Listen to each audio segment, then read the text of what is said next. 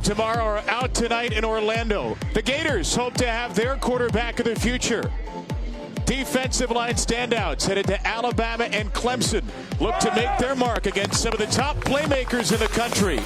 Justin Shorter, the #1 wide receiver, headed to Penn State, among the nation's finest high school players.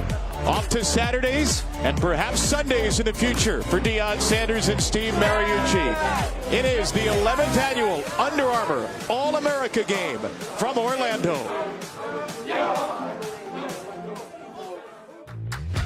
Julio's open. Julio Jones. What a spectacular catch. Oh! AJ Green. Oh! What a catch. What a catch. What a catch. How about that guy? What a hit. Clowney just says, I'll take care of business right here. Watson gonna keep. Watson gonna score. Take another shot. Houston, we have a quarterback. There's the magic we've been waiting for. One guy cannot tackle him. You're the only tackler there. Good luck.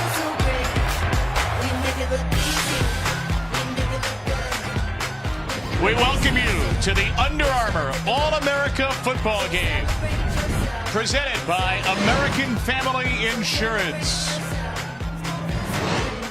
It's the 11th annual edition of this postseason All-Star Game. Team Spotlight, Team Highlight from Camping World Stadium in Orlando. We will see the finest high school players from across this country and even beyond here in Central Florida. Some of these players will go on to star on Saturdays, and plenty will become Sunday standouts as well. 3 of the last 4 #1 overall picks and numerous top 5 players have come from this game to NFL stardom. And with that, we say hello, good evening from Orlando. Kevin Brown with our recruiting gurus, Craig Hubbard, Tom Luganbill. So thrilled to be with you. To be an Under Armour All-American, Craig Hubbard, a tremendous honor for these young men, not just for this game, but because of what's happened all week. Absolutely, partner. This is a glimpse into the future of college football. But for these players, this week has been the ultimate crash course in what they are about to enter in playing big-time college football. They are used to being the best player on the field in most cases, but throughout the week they have been one of the best players, and they've really been able to challenge themselves and gauge just how ready they are. Some players have been knocked on their butt, and we've seen if they've been able to get up and respond, and others have played as expected, like a pair of 5-star defensive ends. Clemson signee KJ Henry and Alabama signee Ayabi Anoma. There's been an outstanding wide receiver group as well, led by 5-star Justin Shorter, who signed with Penn State. Those two terrific groups lose. The quarterbacks are pretty darn strong as well. One of them, Joey Gatewood's headed to Auburn. Yeah, Joey Gatewood. We'll take a look at some clips here. He's an ideal fit for Gus Malzahn in that offense. Now, when you hear the term rangy, that really means a guy that can play a lot of positions. He's played tight end. He's played as a wide receiver. He could play on defense at 6'5", 230 pounds. But he came into this game as an athlete. Take a look at this versatility. Watch what he does under duress, and look at the initial suddenness and how explosive and quick he gets that 230-pound body up to top speed. Does that remind you of anybody? Does that number remind you of anybody? So we've come away this week being so impressed with him, not just as an athlete, but as a passer, anticipating putting him back into the dual threat quarterback category with his arm strength, his accuracy, and his ability to create when things break down. Joey Gatewood, we know where he'll be playing his college ball. He has signed with Auburn. Most players in this game have taken advantage of the early signing period. A few have not, and 4 of those will announce during tonight's game. The speedy wide receiver Anthony Schwartz, a couple of standout defenders, Jason Owe and Nick Benito, and Tyreek Smith considering 5 major programs. He is the first player who will make his announcement, and Tyreek is standing by with our own Matt Schick. Matt? Thank you, Kevin. We are tucked down here in the corner for this announcement brought to you by American Family Insurance. We got a party going on here. Are we ready for this? Yeah!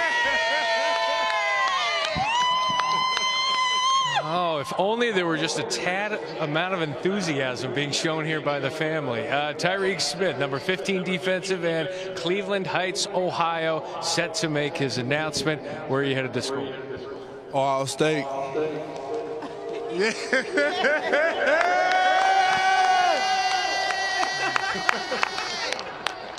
Tyreek Smith staying in state, going to Ohio State. What was it about the Buckeyes? Man, it's a blessing. It's truly an honor. It's been a long process, and I'm just happy to be a Buckeye. 16th ESPN 300 commitment for the class, which is already #2 class. A family approval there? Oh, yeah.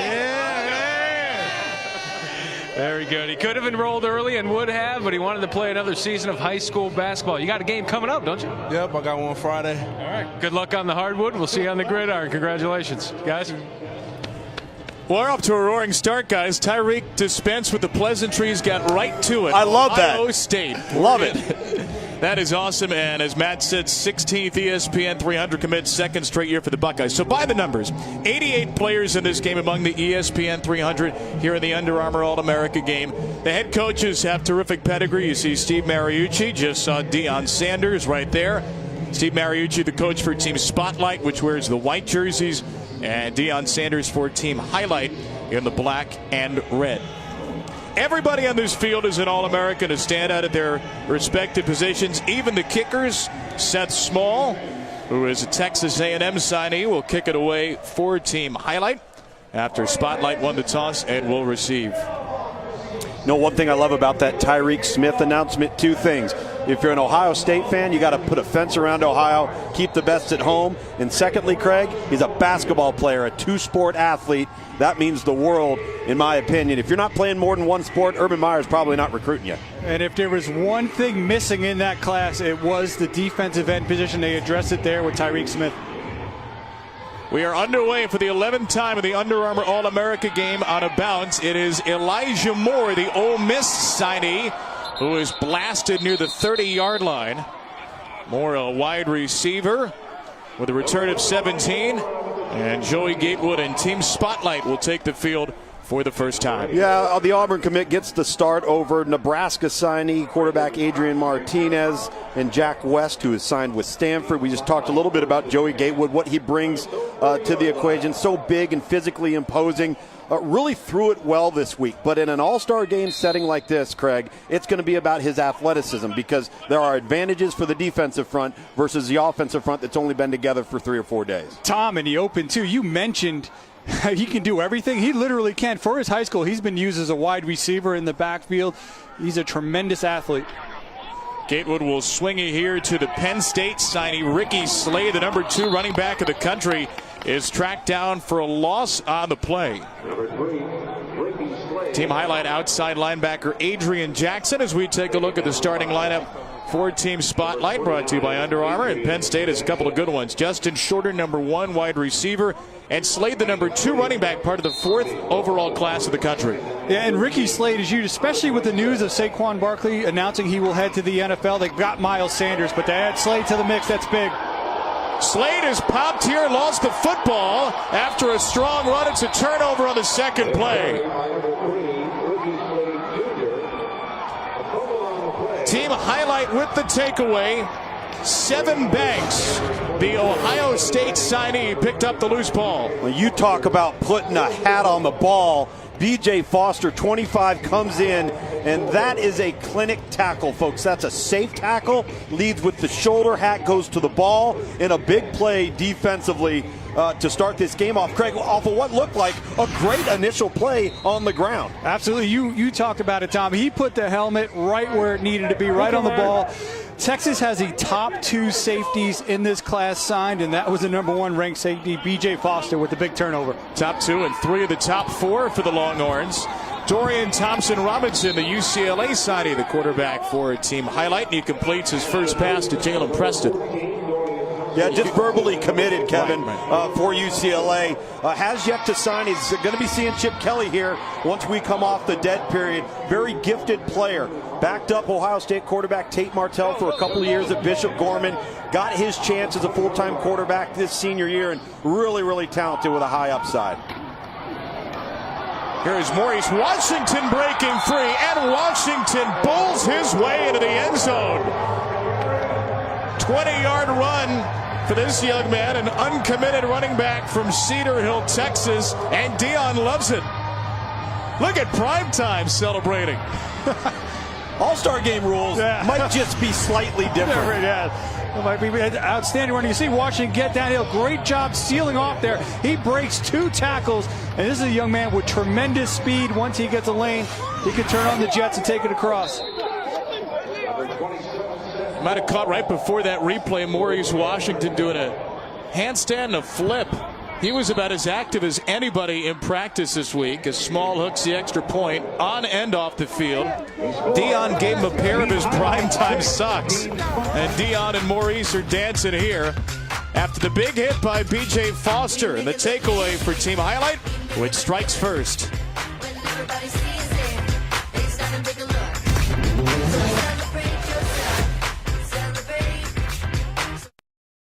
The Under Armour All-American Game, presented by American Family Insurance, is brought to you by Under Armour, I Will, and American Family Insurance. Insure carefully, dream fearlessly.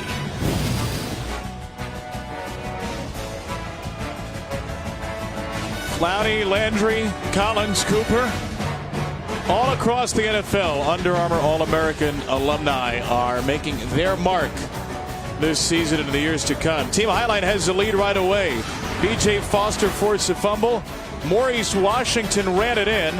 Number 15 running back of the country for Team Highlight, and his head coach Deion Sanders loved every second of it.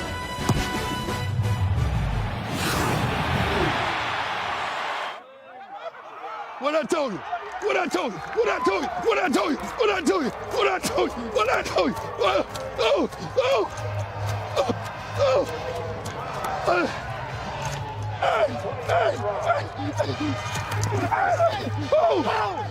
Give me a flip form! Flip form! Flip form!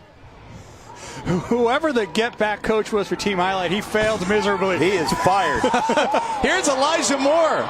Moore's going to get back some good yardage for Team Spotlight near midfield. Nice kick return for a young man who flipped from Georgia to Ole Miss during the early signing period. Well, a big pickup for Ole Miss there, and they've had just a tremendous group of wide receivers over the last several years. When you consider Van Jefferson, Demario Stringfellow, who was an alum of this game, transferred in to Ole Miss from Washington. It's been a really good group. DeMarcus Lodge, now Elijah Moore coming in to Oxford in big field position here, Craig, because that run was impressive for Team Spotlight. The end result on that first drive was not. Be interesting to see Ricky Slade back out there if they give the young man another chance to kind of carry the ball right out the gate.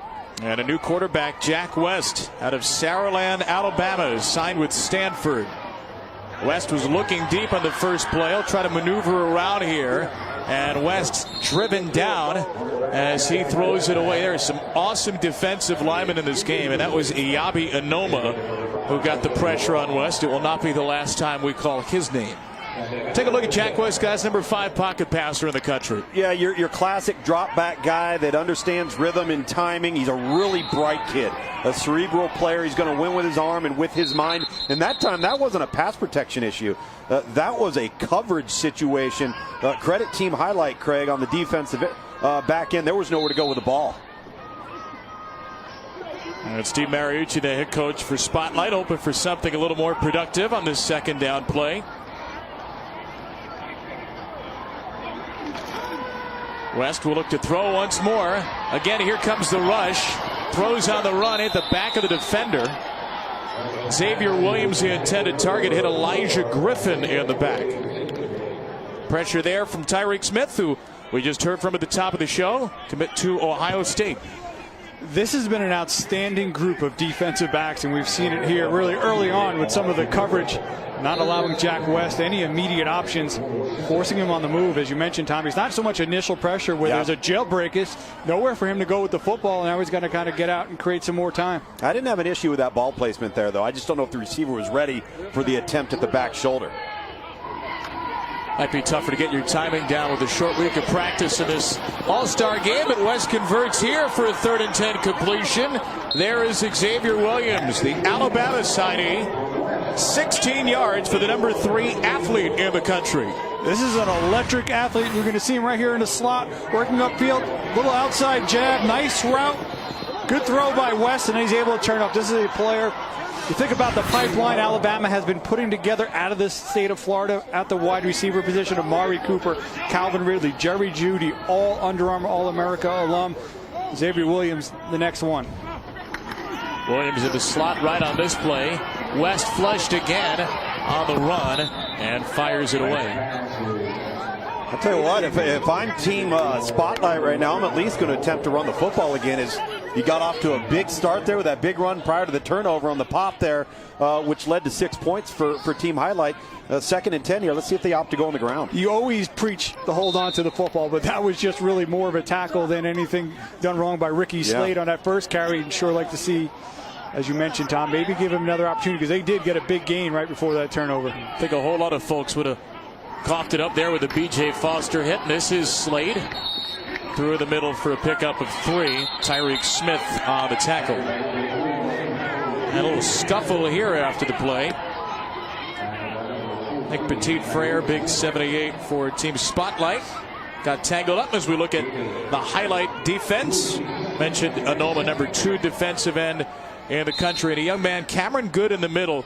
A 3-star defensive tackle, but named a captain for what he did this week in practice. He has been very impressive, and he is what I call a don't judge a book by its cover type of guy. He does not meet what you would like ideally on paper and measurables or the eye test, but he moves very well. Great motor, explosive first step. Been a guy who really has impressed this week. A Virginia Tech verbal. Good close there by Trey Dean, who is a Florida Gator signee for Team Highlight. Part of this terrific secondary. You mentioned, Craig, the great defensive backs. Look at the starting lineups for this game. Foster, again, the number 1 safety in the country. And Elijah Griffin, who recently decommitted from UCLA, also known as the son of Warren G. The regulator, Elijah Griffin. Oh, we had some fun with that this week, I can assure you. I like this move here, going forward on 4th down. Too long for a field goal attempt. You've been relatively successful in the passing game. Let's see if they can come up with some answers here. West at a 4th and 8. West will just flip it out of bounds. Once again, Tommy, we saw outstanding coverage. There was nowhere for him to go to the football with Iyabi Anoma, number 9, the 5-star defensive end, in pursuit. What has been so impressive about Anoma all week is not just his athleticism, but how he plays with a great motor every snap. Yeah, 4 pressures already on the night. And Craig, there's one thing about these group of wide receivers. They better start playing. Well, Iyabi Anoma's future team is headed to the national championship. Monday, 8 Eastern, ESPN, Alabama and Georgia in an all-SEC final from Mercedes-Benz Stadium. College football playoff national championship presented by AT&T. And you're going to see a whole lot of future dogs and future Tide in this game tonight. 2 of the top classes in the nation once again. Jacob Copeland trying to reverse field on this 1st and 10 play. This is a heck of an effort by Copeland. He ends up getting where he was. That's about 60 yards for 6, maybe. That's where he actually caught the ball, so he could have just fallen right down. And you know what? That's probably a 70-yard run at the normal high school level against your normal week in and week out opponents. Obviously athletic, big no-no, not something you want to see on a regular basis from J.C. Copeland. We talked right off the top how this week is a bit of a gauge for the next level. Those things are difficult to do as you get supreme talent and speed on the field from week to week. Keontae Ingram, who is a commit to Texas here, tackled by Stephon Wynn, the Alabama signing. Now, again, there's a difference in this game compared to previous years. Most of these players are signed. About 70% of the ESPN 300 took advantage of the new early signing period a couple of weeks ago. There are some commits who have yet to sign. Some of them say they will. Some are still exploring options. And still plenty of uncommitted players before February's National Signing Day. Quick hitter here, Thompson Robinson to Devon Williams, number 1 athlete in the country, playing wide receiver for Team Highlight. Yeah, big Devon Williams at 6'5". He is a long, rangy athlete. Now, he's played everywhere at the high school level as well, so he's got a lot to learn about the little nuances of the position. He's played defense, he's played linebacker, he's played as a wildcat quarterback, so he's still developing. But when you have that type of length, that type of speed and athleticism, that's a big target on the slant route. 6'5", 191 Williams. Stumble here for the tight end, Brevin Jordan. Now, I want to ask you, when you mention all those positions, Luke, when you look at Devon Williams, do you have a projection for his future, or is he still figuring it out? I think he's going to be a receiver. I think with his ball skills and his movement, his height, and his wingspan, that's what everybody's looking for right now in college football, is that big target that can create mismatches on the 50-50 ball downfield. It's still uncommitted. Number 9 overall player in the country. The top uncommitted All-American in this game. Issue with the snap as Thompson Robinson airmails Jalen Preston. First incompletion for DTR, the UCLA commit. A little bit low on the snap there. As soon as he got a handle on it, there was pressure right in his face. That was smart to get the ball out there. I think that more than anything else. Robert Cooper, number 8, along the defensive front with the pressure. Excuse me, yes. And I like the fact that he didn't hold on to the ball. He didn't get antsy. He got the ball in his hands, went to where his primary target was, doesn't like it, get the ball out and play the next down. Thompson Robinson, the dual threat quarterback. Zings one to the sideline here. Strong throw. The catch made just shy of the first down by the Texas signing Alvante Woodard. You're going to hear Texas's name a whole lot tonight, folks. Longhorns have a game-high 8 commitments in this edition of the Under Armour All-America game.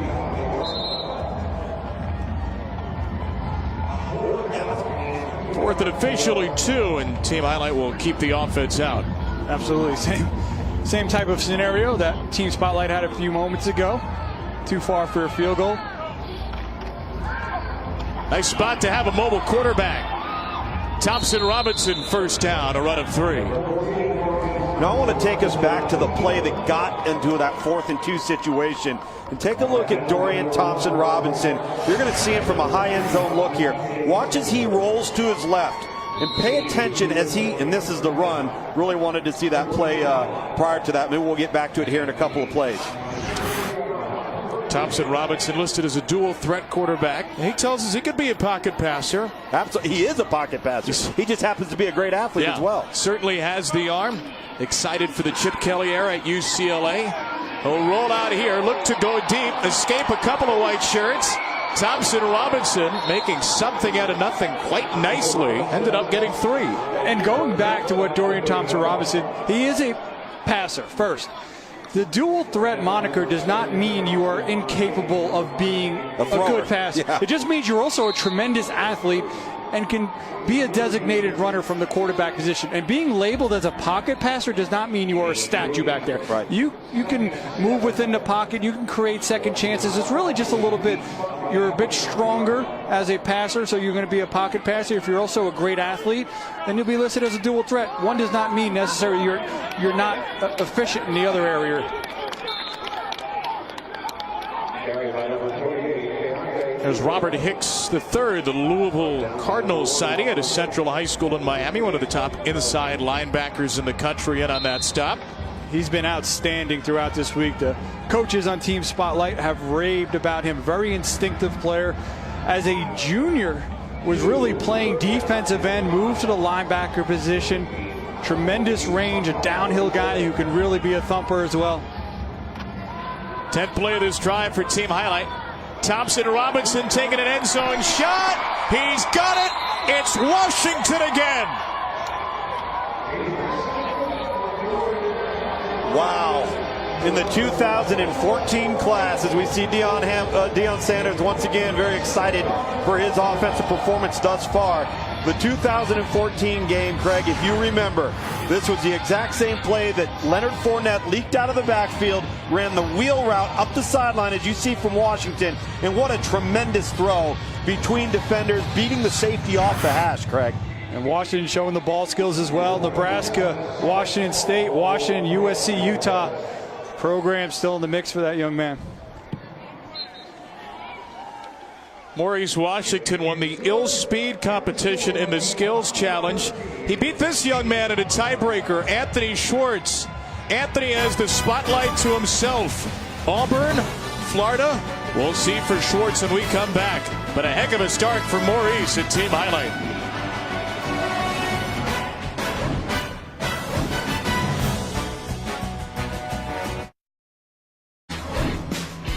Anthony Schwartz, not only the number 10 wide receiver in the country, he's certainly among the top 10 sprinters and probably well higher than that. Ran one of the fastest 100-meter dashes in a high school boys history, 10.15 back in March. He is with Matt Schick for Under Armour Verbal Commitments. Yeah, so quick that Carl Lewis, assistant track coach there at Houston, recruited him as a track athlete. He's going to play football. He'll run some track as well, but the question is where, Anthony?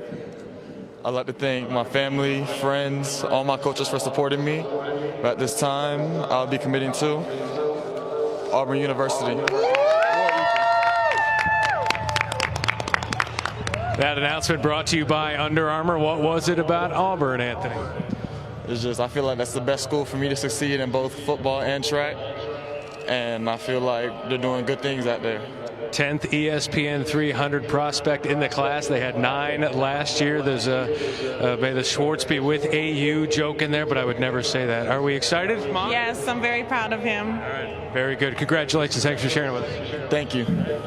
Auburn, guys. All right, Matt, and thanks to you as always for not stooping to take the easy way out. That's what we appreciate about your work. Hey, Joey Gatewood's got another top 100 teammate. Young man who is the top player in this Auburn class. Joey Gatewood, and Schwartz is right behind him. He's just an absolute jet. You saw him run at 10.15. He could probably roll out of bed, run at 10.3 without touching his toes first. And so I think he gets negatively labeled as a track guy that's playing football. I think it's the exact opposite. I think he's a wide receiver and a football player that happens to be fast as the best there is in track.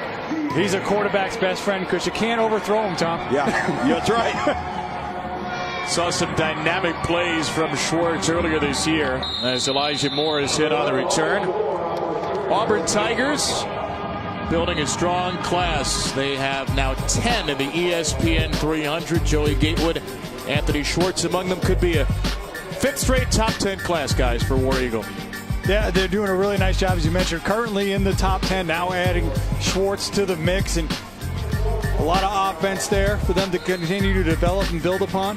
And I see them utilizing him very similar to how Auburn uses another Under Armour alum, Eli Stove, where you get him on the jet sweeps and the bubbles, get him in space, and then all of a sudden he turns a 5-yard play into an 80-yard touchdown. New quarterback here for Team Spotlight. It's third active one. That's Adrian Martinez, who has signed to play for Scott Frost, the new head coach at Nebraska. And Martinez' first pass incomplete. Matthew Hill the target.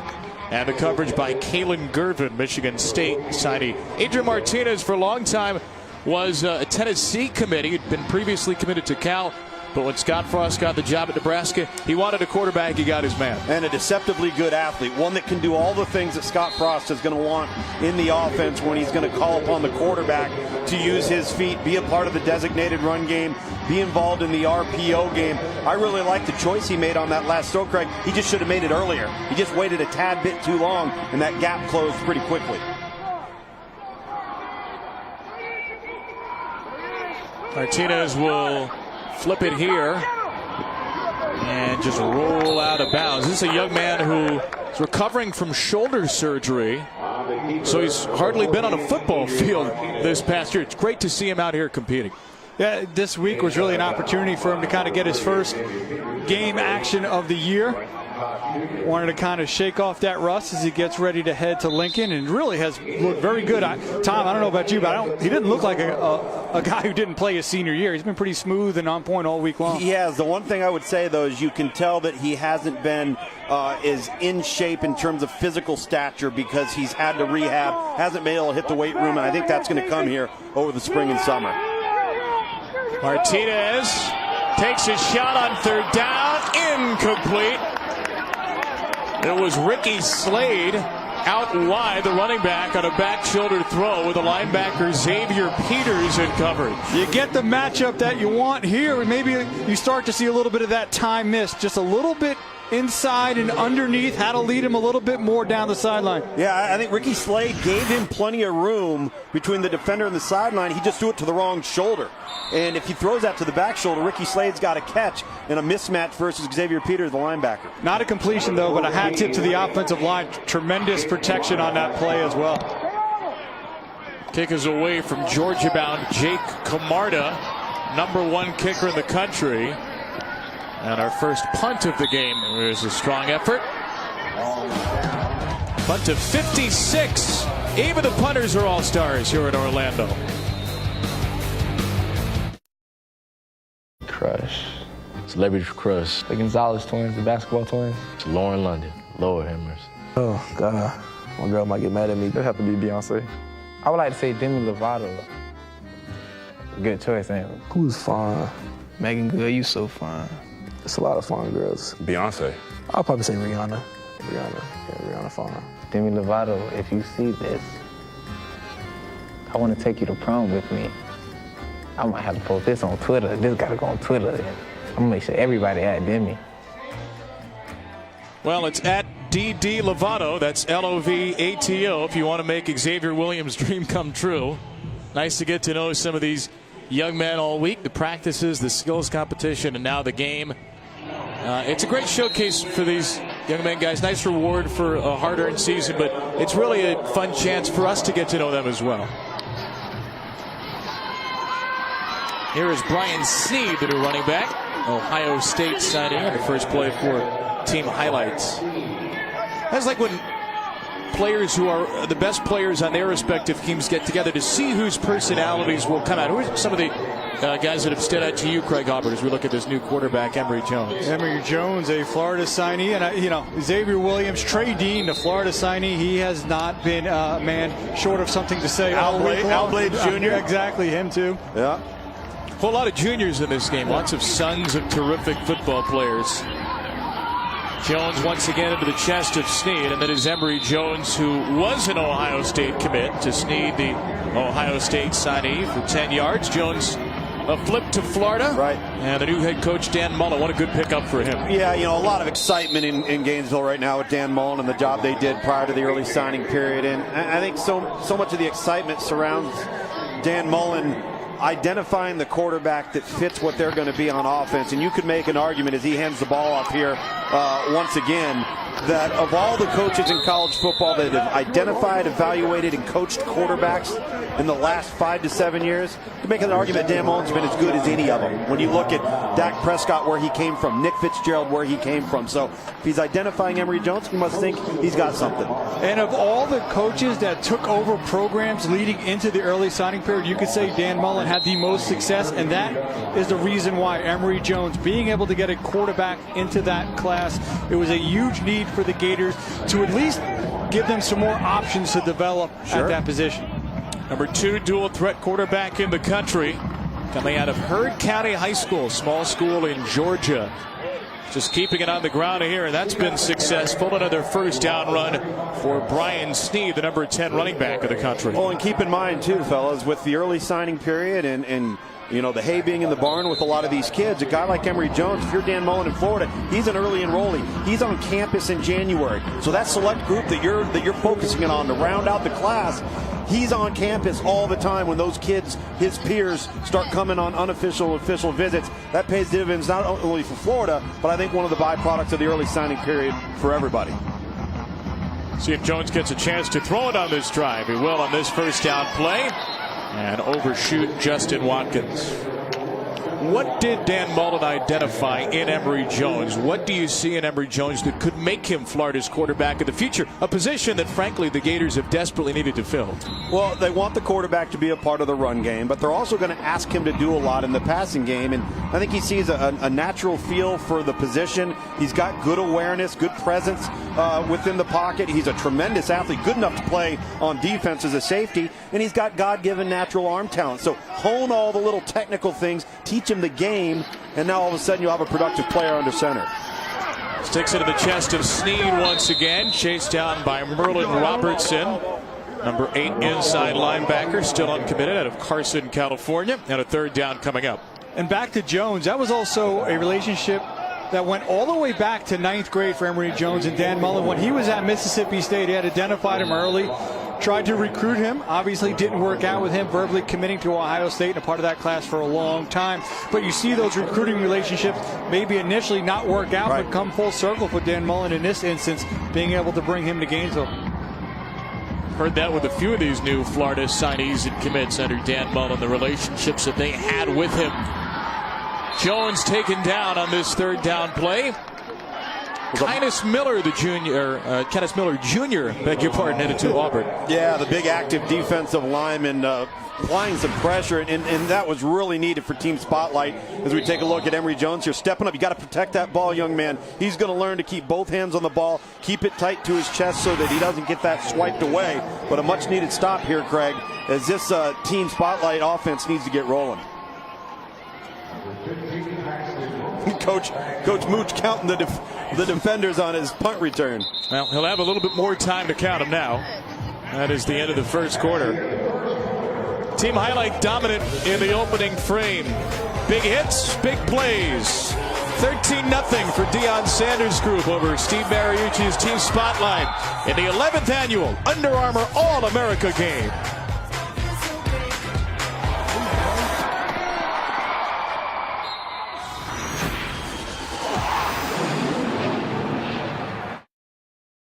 Now to take a look at All Access, brought to you by Under Armour. This is a look behind the scenes. The new uniforms for the 2018 game. Zenith equipment fitting in the Players Lounge.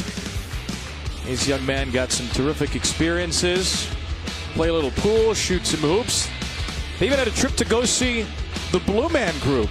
And they took in some go-kart racing as well. And of course, when you're in Orlando, you got to hit up Disney. They were in Hollywood Studios a few days ago.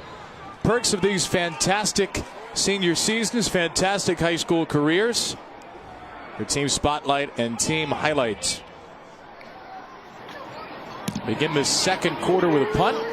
Elijah Moore. And call for a fair catch for Team Spotlight. Team Spotlight is without Justin Fields, the #1 player in the country, still recovering from a finger injury. He's here and with Matt Schick.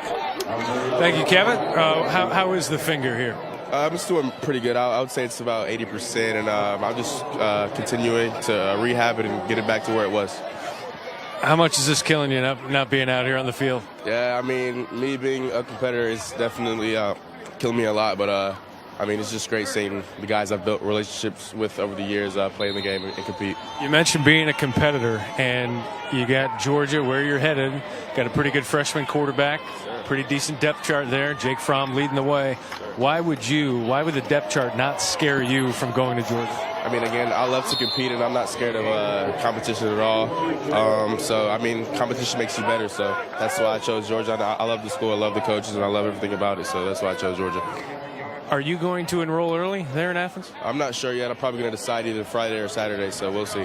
What's going to determine that? Really just baseball, really, because there's a few major league organizations that are thinking about drafting me higher round, so kind of just weighing that factor in and just seeing where it takes me. Okay. Part of the #1 class as it stands right now, Georgia Bulldogs, Justin Fields. Thanks, buddy. Sure. Thank you. Matt, thank you. #1 player, part of the #1 class. The jersey number, guys, is appropriate. Yeah, multi-sport athlete, too. Great student, checks all the boxes. Now, we talk about that dual threat label. That's a passer who happens to be a really, really good athlete. And after a play or two here, I want to go back to Joey Gatewood, who's now back under center for Team Spotlight. Really doing what he does best, as we just saw Matt Schick's interview there with Justin Fields. Joey Gatewood ripped off a big, strong run. Had a run of 11 yards right along the sideline. And a completion here. Well, take a look at this big stiff arm, Craig.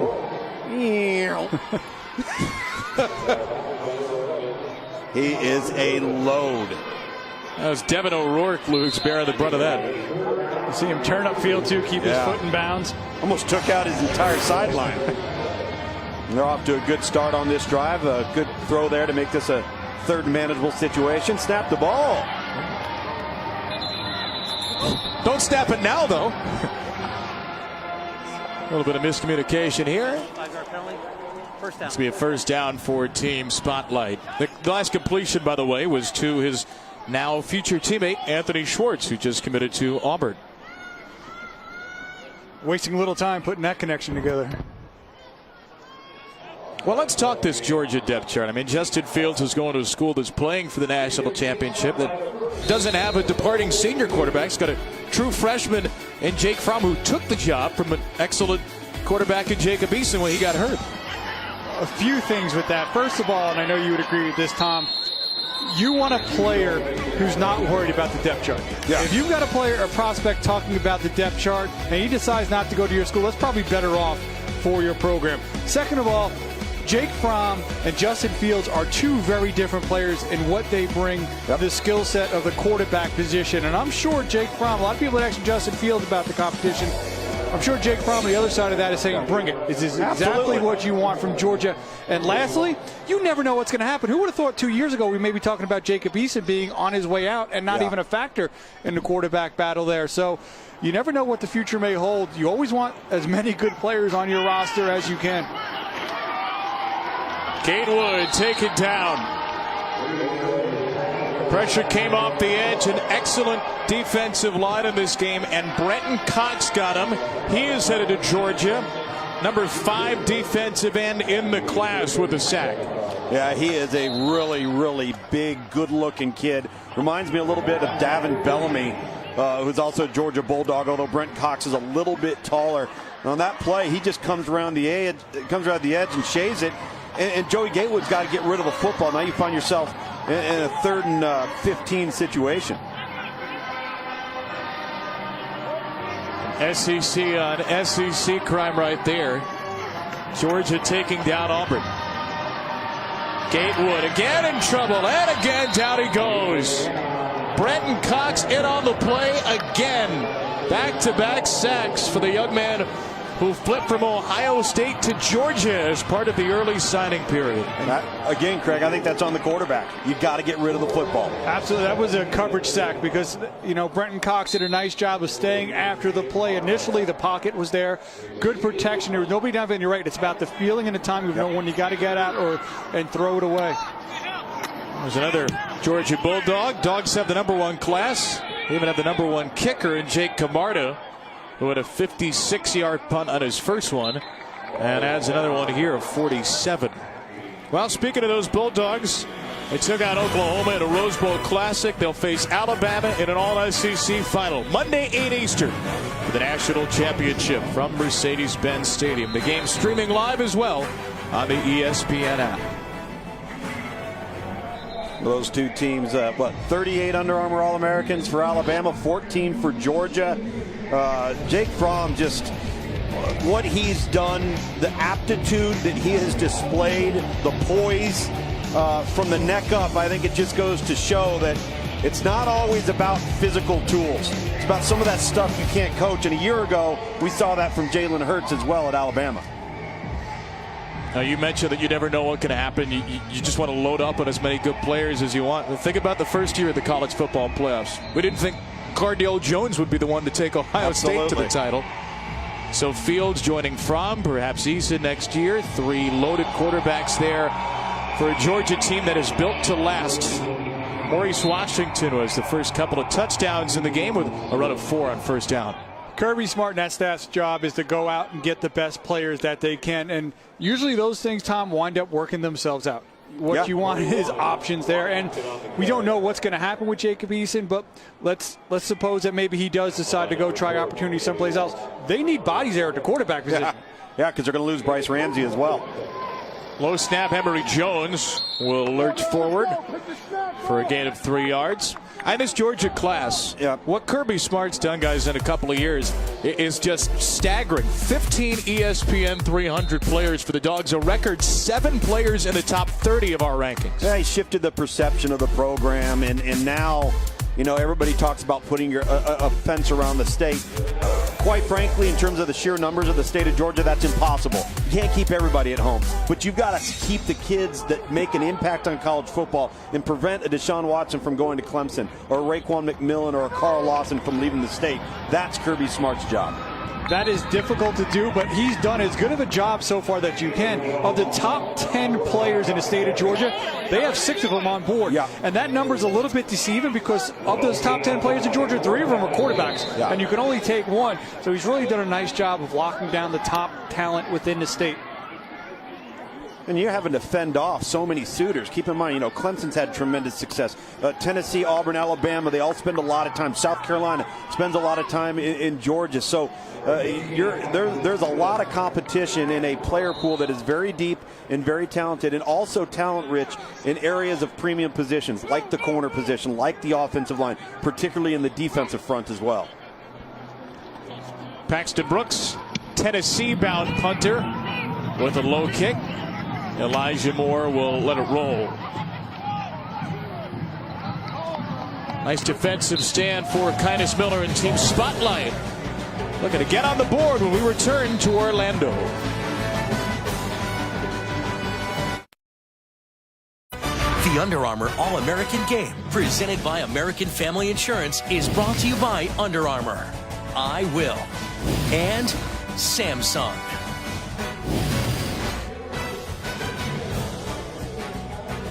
Some more of the young men who are alums of this Under Armour All-America Game, now in its 11th iteration, bringing together the nation's best high school players. 88 players in the ESPN 300, 6 of the top 10 on this field in Orlando tonight. Steve Mariucci, Deion Sanders have been such a big part of this game over the last few years. Herm Edwards, we should thank as well, longtime part of this game, now the head coach at Arizona State. Absolutely. And folks who come here who've lived great football lives to give back and to help these kids have really been a big part of this weekend over the years. Team Spotlight with the football. And it is Joey Gatewood back at quarterback. Gatewood firing and completing his first pass of this drive. The Auburn-bound athlete at the moment, completing one to Justin Ross, who has an official visit scheduled to Auburn. Alabama, Clemson in the mix as well, and perhaps that'll be another future teammate. Yeah, and I know Josh Niblett, the offensive coordinator for Team Spotlight, who is the head coach at Hoover High School in Alabama, got him to the sideline and said, hey, Joey, unleash it. Get the ball out, throw it, and we'll start moving the chains. But whatever you do, don't hold on to the football. Took a couple of sacks on that last drive. Here's a flag on a second down play. Mike Kohler, our referee tonight. Encroachment on the defense. 5-yard penalty results in first down. It was Keandre Coburn a little too quick across the line. Big Keandre Coburn, now a Texas verbal commitment, chose not to sign at 6'3", 334 pounds, and he is explosive. Now he can handle all of your two-gap occupying blocker duties, but his first step explosiveness is really good. Gatewood will take off. There's the speed from Joey Gatewood. Gatewood shoulder to shoulder. A big pop as he heads out of bounds. It was B.J. Foster who laid a big hit, remember, on Slade earlier, and Gatewood went right back at him. Even bringing the hit, you still absorb the punishment there by the defender. We see the ability, gets a seam, the athleticism to tuck it and run. Breaks one tackle and then absorbs the hit, sends the defender flying. Craig, I used to have a college coach that used to say, son, we're going to have to get a note from your mother. 16 on the run for Gatewood. Will pull it down and take it again.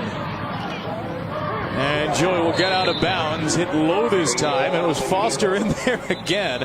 That young man is just flying all over the field. #1 safety in the country out of Angleton High School in Texas. No, he played a lot of running back to this past fall, so the versatility on both sides of the ball, very strong.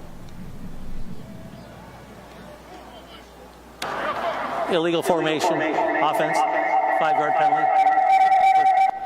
I think the top of the formation there, guys, they had all 3 wide receivers off the ball, and the top receiver, #1 receiver, should have been on the football, so takes away and negates what was a really impressive run there. Don't forget to search hashtag UA All-America on Twitter to find more during today's game.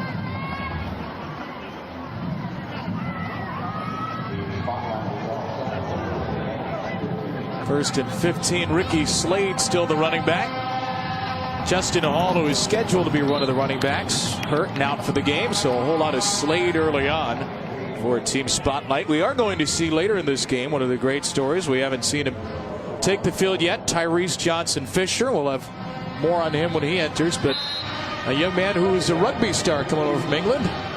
Looking forward to seeing Johnson Fisher in his first competitive American football game. The best part is the accent. We need to adopt the accent and somehow bring it back each and every year. He was a pleasure to deal with this week. So fun to interview and learn a little bit about the game he's used to, rugby. I think that's your job next year, the accent. Yeah, right? Gatewood trying to elude trouble. He can't. Down he goes for a loss of 9. Iabi Anoma, number 4 player in the country. 2 years of high school football and an absolute beast. Not surprising that he would be the player to eventually run that down. You see Tyreek Smith, the recent Ohio State commitment, bringing the pressure, flushing Gatewood out of the pocket, and then it's Anoma. Tremendous length, athleticism, upside. I think what truly makes him special, though, is he marries all that with an outstanding motor. He plays like his hair is on fire every single snap. He's a combination athletically of Arden Key and Tim Williams from LSU and Alabama, respectively. Both were a part of this event, and that's the type of game and skill set that he brings. Anoma trying to get to the quarterback on this 3rd down. Gatewood will heave it down the field. Incomplete. Anoma, Tyreek Smith were in on that play, and Iabi is fired up once more. Working around the edge. Finish that with a pop. That's Alabama on Auburn right there, kids. Iabi Anoma headed to the Tide. He's signed. And that's a great matchup. He was working against Nick Petit-Frere, the number 2 ranked offensive tackle, who's had an excellent week.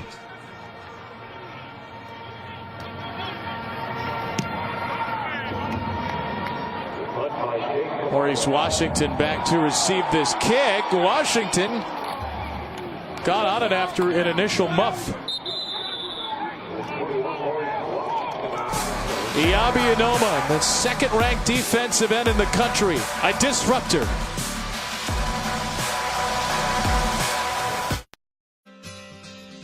Partnership with Samsung kicked off their 2nd annual Most Valuable Coach contest to highlight recognized current high school head and assistant coaches who made a profound impact at an individual school or community by going beyond the game.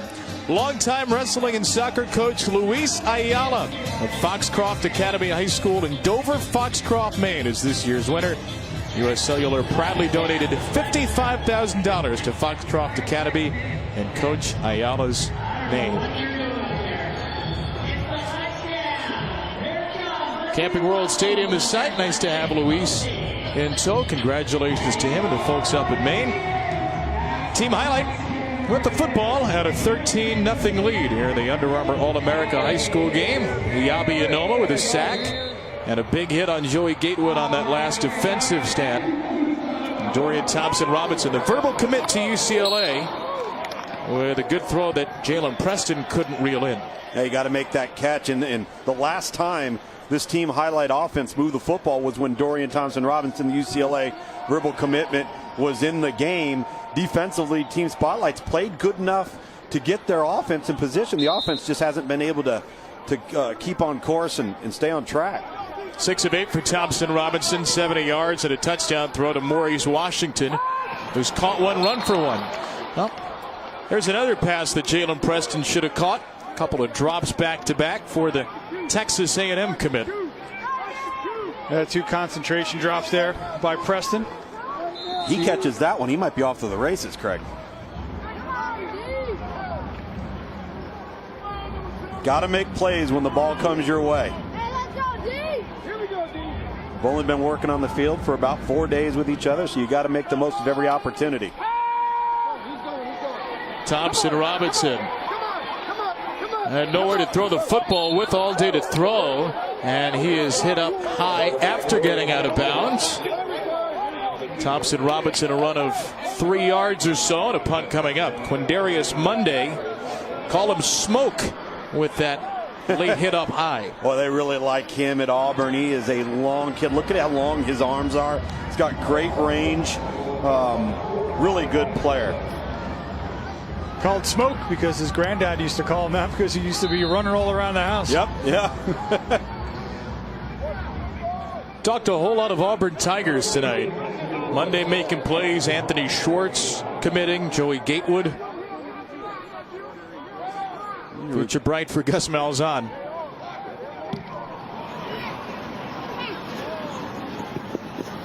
This punt angled out of bounds by Paxton Brooks. Defense is starting to take over. Thompson Robinson, a couple of good passes, not reeled in. Spotlight back when we return. It's time to take a look at our Under Armour Spotlight. One of the many terrific alums of this game. There are not many better than Julio Jones, who was the number 2 player back in the ESPN 150 in the class of 2008. He's gone on, of course, to a terrific career with the Atlanta Falcons, 6th pick in the 2011 draft. An example of the type of playmaker, guys, that comes out of this game to bigger and better things. Yeah, it's really been a great tradition of playmaking wide receivers. A.J. Green, Julio Jones, Amari Cooper, Craig referenced earlier with Jerry Jeudy and Calvin Ridley. Alshon Jeffrey, another great player that's an alum that's gone to have tremendous success. Some excellent wide receivers in this game as well. The next Jones, Ridley, Green could be on the field right now. Quarterback is Jack West, Stanford side A. And a nice spin after the grab by Matthew Hill. Yet another Auburn Tiger commit. Currently a verbal there. Still be looking at Auburn and Clemson with a gain of 9. Steve Mariucci, head coach of the 49ers and Detroit Lions from 1997 to 2005. Down here in Orlando once again. And coaching team Spotlight in the white. This will give it to Ricky Slade here. Headed to Penn State. The number 2 running back in the country is signed with the Nittany Lions. Part of the nation's number 4 recruiting class. You know, seeing Penn State last week and getting a chance to see Saquon Barkley up close and personal, I don't know if you can truly replace a talent of that caliber and all the things he does. But between Miles Sanders and now Ricky Slade coming up, that's going to be a position in good hands in State College. That is a really good football team. And Justin Shorter, the number 1 ranked wide receiver, also signed with Penn State to kind of create that Chris Godwin type role that they had for a couple of years. West slings it, knocked down at the line by Dante Stills. Hey, Saturday, catch the FCS National Championship. This should be an awesome game. North Dakota State won 5 titles in a row until last year when they were upended by James Madison in the semis. The Dukes went on to win the title. North Dakota State out for revenge Saturday noon Eastern on ESPN2 and streaming live on the ESPN app.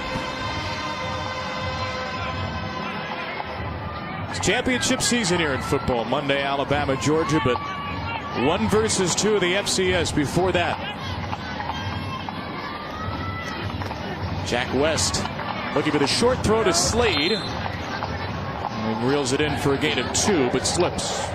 It makes the right choice, but Craig has just got to give him a catchable ball. You know, the thing going back to Slade and how he could fit in that Penn State offense, he is not a big back, only 5'9", 185 pounds, but he has the tools to be a complete back. Here you see a nice job of adjusting to the ball and still being able to make the catch. He has tremendous ball skills, good vision as a runner, outstanding speed, and for a smaller back, he is tough. He is not afraid to stick his face mask in there and block as well.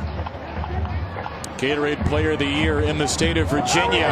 Oh, West goes down. Straight shot for Dante Stills. Top player from the state of West Virginia headed to the Mountaineers, and a loss of 5 on the sack.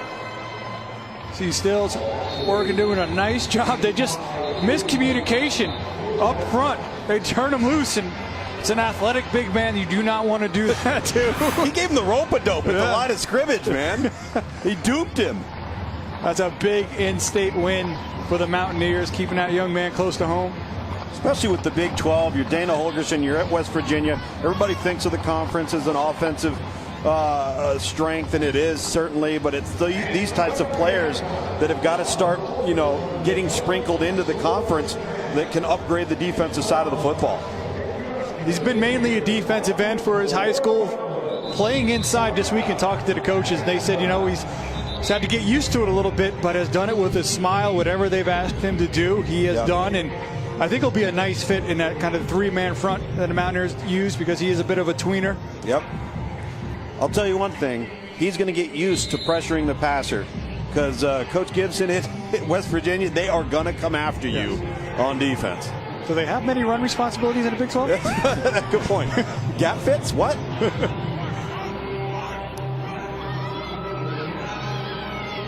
Team Spotlight had 13 players on the field. A couple get out late before this punt. Sort of things that happen when you have a few days to prepare for an all-star game. Deshaun Jameson. Oh, big-time block that Jameson just picked up on this return. A cornerback who has signed with the Texas Longhorns. Sprung for a return of 26. Monday night, 8 Eastern on ESPN. Georgia, number 3. Alabama, number 4. One of them will be number 1. An all-SEC national championship. These two teams did not meet in the regular season or the SEC title game this year, but they will meet for it all. The college football playoff national championship game. Georgia Bulldogs the last 4 years have gone slowly up. Kirby Smart is coming to the fold, and right now the Dogs are sitting pretty guys at number 1 with a record 7 players in the top 30. Incomplete pass from Dorian Thompson-Robinson to Tommy Bush on the first play of this drive for a team highlight. Alabama, meanwhile, I mean, this is what they do. 7 straight top 2 classes, number 1, 5 of the last 6 years. They might not be in the top 2 this year, but that is no cause for panic. If so, well, you should tell some other people that, because I'm telling them right now. You didn't see the ticker? They're canceling football at Alabama. There's no more football at Alabama. Is there a game Monday? It's all over? Well, after Monday, but right. It's number over 6 class, and it's just disappointing what's going on there. Obviously, they are been outstanding 10 years in a row with a top 3 class, still in the works for a top 5. I think Alabama fans have gotten a little bit. Thompson-Robinson's pass nearly intercepted off the hands of Gervin Hall, the safety signed to Miami. They've gotten used to just an unprecedented streak that they have had, that to be at number 6 and to be like, what's going on? Anoma, though, that was a big pickup on the early signing period. Looked like he may take it past that, but decided he wanted to get it done. And if you tuned into the practices on ESPNU, he said it really was kind of a game time decision when he sat down at the table and kind of went through. He had a bag with him with different T-shirts in there, and ultimately wound up pulling out Alabama. He practiced. Yeah, and that will be an outstanding pickup for them. Probably develop to an outside linebacker. Thompson-Robinson again running all over the place in the backfield. Oh, the sideline here. Incomplete. Not sure how in the heck he squeezed that into Brian Snead. That was a tremendous throw. Now, one of the things about these wideouts, they've got to learn to get back to the football. And it's a very catchable ball in terms of where the ball is placed along the sideline. And I know Dorian Thompson-Robinson, Craig's running around. They're trying to throw that wheel route back to the sideline that they scored on the touchdown. But look at the difficulty in that throw. You got to make that play. He looked down to try and keep his feet in bounds, and I think he lost his concentration and dropped the football. And Dorian Thompson-Robinson has impressed me with his arm strength this week. I didn't think he didn't have it, but he has exceeded my expectations. Let's see if Team Spotlight here can make the most of this next minute. They got all 3 timeouts left. See if they can mount a drive and get some points on the board. Paxton Brooks will kick it to Matthew Hill.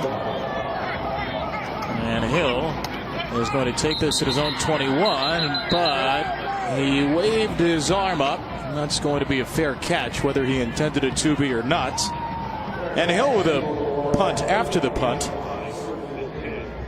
A kick of 39. Dorian Thompson-Robinson in the skills competition. You guys talked about his arm strength.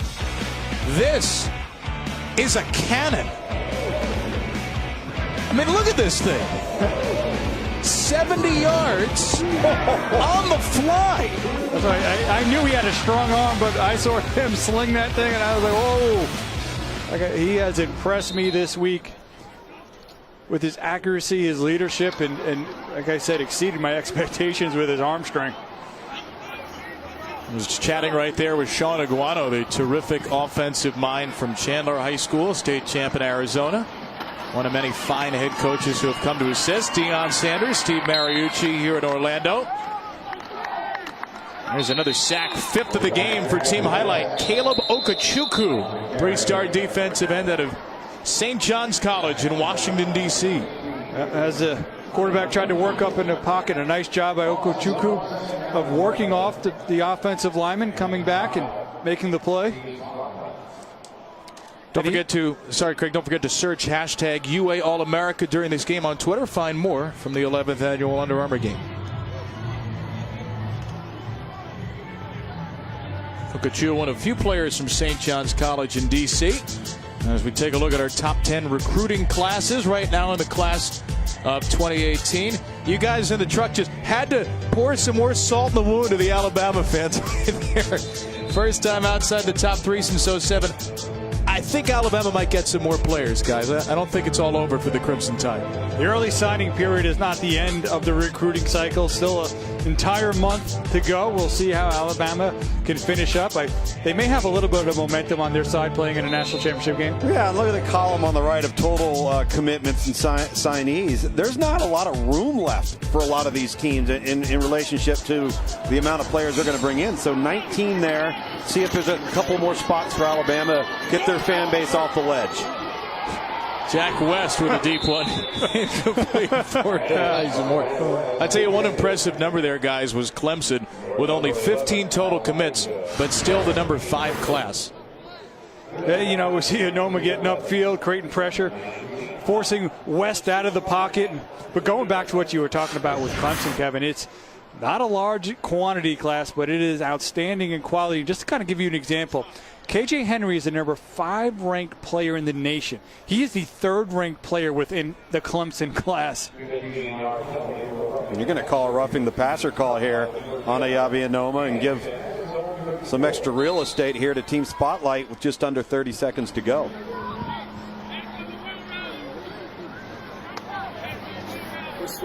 Jack West from his own 34-yard line with a shoulder fake, taking a shot. Jack West, he's got it. Anthony Schwartz, just about an hour ago, affirming his commitment to the Auburn Tigers, and the speedster reels one in for 41. That's called the sluggo, the slant and go. Very well done by Schwartz. We talked about his speed.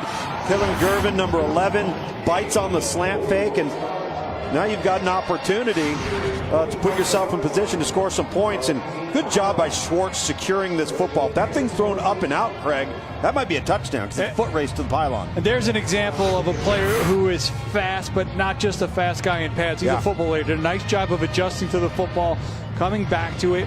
And you're right, he leads them. That's a score, but still making sure that they got the big completion. I like the route. I mean, he stabbed that outside foot and he looked in. When he looked into the quarterback, it got the corner to peek into the quarterback, and then it was over. Schwartz is so fast that ball that Jack West threw, to anybody else Jack West has ever played with, this might not be underthrown. Right, you're right. We had a chance, Kevin, to call one of his games this year at American Heritage, and an aspect of his game that's very dangerous is the wide receiver quick screen. You get the football to him immediately, gets him blocking. He's got the tools to put his foot in the ground and get upfield. Create big plays off of that as well. On a couple of touchdowns on our airwaves a few months ago and a win over Chaminade Madonna. West will take it to the sideline with 12 seconds to go. Brenton Cox, who has a couple of sacks, hounding him from behind. You see Jack West's head going left to right, left to right. He's trying to figure out where number 9 is, breathing down his neck. But smart play.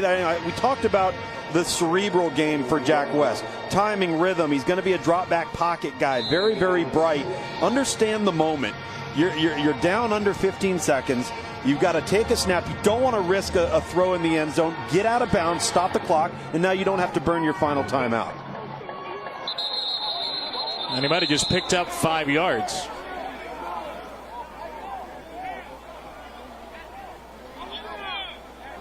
Anoma tried to get a charge on Petit Frere. Defensive encroachment, 5-yard penalty, replay second down. Well, Ayabi Anoma has made his presence felt in this game with his sack and some pressures, but that's the second penalty on him on this drive. It might be time for a little tailback screen. Take advantage of Ayabi Anoma coming off the edge. Oh, it's at number 8 there. That was Brenton Cox. Brenton Cox. Cox was 2 sacks in the game, a little quick. Cox 8 and Anoma 9. 2 of the top 5 defensive ends, 2 of the top 13 players in the country. Well, you're not going to see a tailback screen right now. 5 wide with Slade in the slot to the right. Jack West will take off and run. Jack West is going to go down. He pumped the brakes with DeMarvey and Overshone sprinting in from the secondary, and Spotlight has to use a timeout. Not used to that speed he's running. I don't think I'm going to make it. I don't think I'm going to make it to the sideline. You see him stepping up. There's a lane there. He knows like to get out of bounds, but I don't know if I'm going down. I don't know if they had to use a timeout right here. I think they were able to just get out of bounds, but now Coach Steve Mariucci has decided to call one. Well, it's a 1st and goal from the 7 with 5 seconds to go. Well, you have the decision here. Do you try to get a field goal, get some points on the board, or do you go for the end zone in this All-America game? Let's listen in and hear what Steve Mariucci is going to do. On that clock, will you? Maybe 3 or 4 more. What do you say? That's great coaching right there. They, Any luck? you know, I think with 5 seconds. You had some pull around here, Billy. I think you take one shot, maybe to the pylon on a back shoulder throw, quick 3-step drop. If it's incomplete, you bring your kicking game on, and if it's not, you've got yourself a touchdown or a penalty. Yeah, you got Justin Shorter, number 15, 6'4", 213 pounds. Outstanding job of high pointing the football. You're right. Get a quick throw out there, only where he can get it. Let him go up and try to get the catch. If not, got an opportunity to run out there for a kick.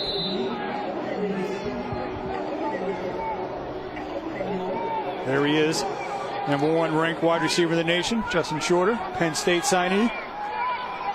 Spotlight has gone 73 yards in just 41 seconds.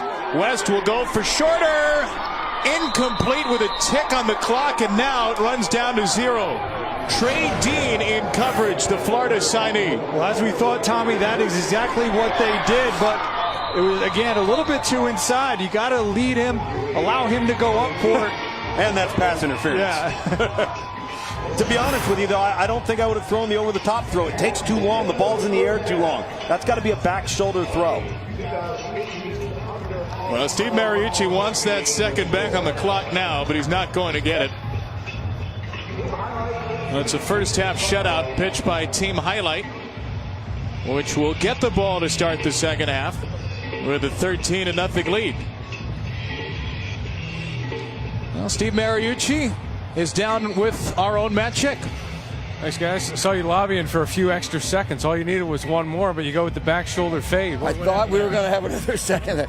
You know, you throw the 50-50 ball, see if you can come up with that darn thing. It was close. Fewer than 100 yards of offense here. What do you got to do here in the second half? Get this correct. Yeah, we need to sustain some drives and make first downs. We made a couple first downs because of penalties.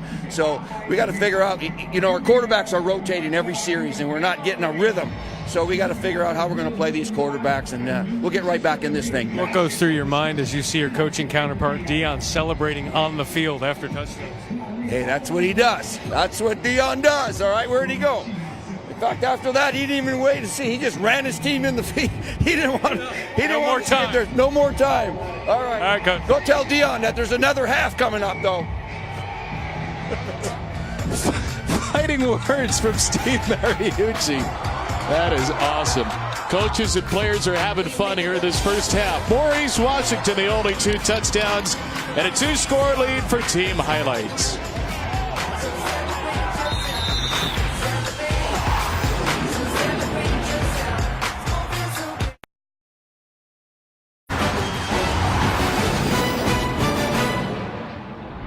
We make it look easy. We make it look good. When everybody sees it, they stand and take a look. So celebrate yourself. Celebrate. So celebrate yourself. It's gonna feel so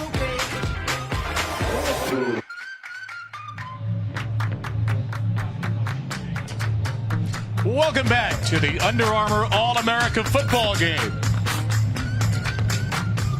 Presented by American Family Insurance. Team Highlight and Team Spotlight The men in black and red, coached by Deion Sanders, lead 13-0 here on this fourth day of January. Steve Mariucci on the other sidelines looking for some points, where Kevin Brown, Craig Auburn, Tom Luganville looking for some more highlights after a fun first half. Maurice Washington had the 2 touchdowns, some great defensive play as well. What you think you see in an all-star game? Standouts on both sides of the ball. Yeah, we talked about the defensive ends at the top, and they have been disruptive, led by number 9, Iyabi Anoma, and number 8, Brenton Cox Jr., 4-team highlight. We've also seen some good play out of the quarterback as well. And really what's impressed me, though, the coverage in the secondary has been outstanding, not allowing a lot of opportunities for the quarterbacks to distribute the ball. Yeah. So we've seen it really kind of a nice distribution of play from all the positions throughout the first half. Well, I think really in the first half, especially in the first quarter, the first drive and the first couple of drives, Washington in the backfield for team highlight, Maurice has been exceptional. First drive coming off the turnover, he just has an explosive run, bounce off a would-be tackler, and then makes the next guy miss as he gets into the end zone and then displays the ball skills, Craig, on the wheel route down the sideline from Dorian Thompson-Robinson. First player in game history in the 11 years of Under Armour All-American football with a rushing and a receiving touchdown in the same game. You mentioned Iyabi Anoma, big man, disruptive force, has a sack in the game. We've taken a listen so far to Iyabi. He's been mic'd up for the game. Let's take a look and a listen at the future Alabama defensive end.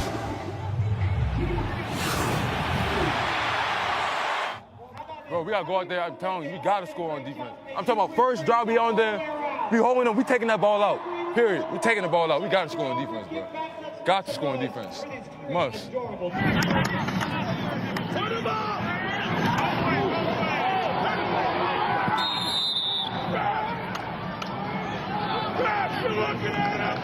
Every day, come on, every single time. That's too much speed.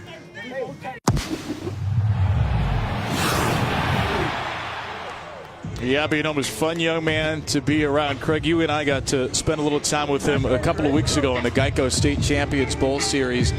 And it's worth remembering, this is a young man who's played 2 years of varsity high school football. Is there a ceiling for this kid?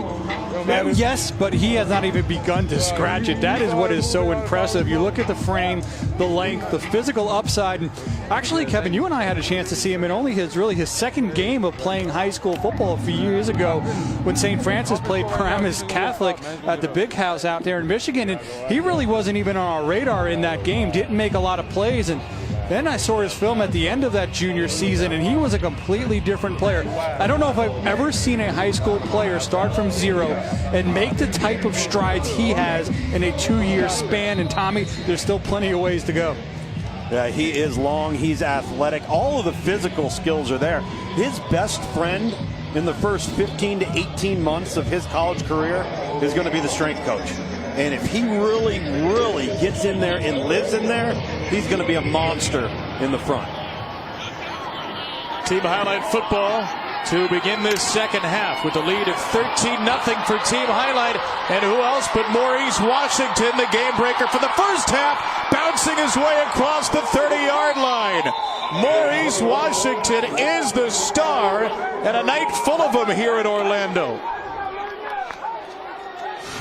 Number 15 rated running back. He's going to take it to the left. They're going to get out of their lanes. He's going to see that to his right. Watch him. The great change of direction to get upfield and that speed. Nice job tight roping along the sideline there before eventually being brought down. He is an absolute jet. I mean, he really is. He's a running back that moves like a wide receiver. 65 on the return for Washington at a Trinity Christian High School in Cedar Hill, Texas. Number 15 running back, still uncommitted.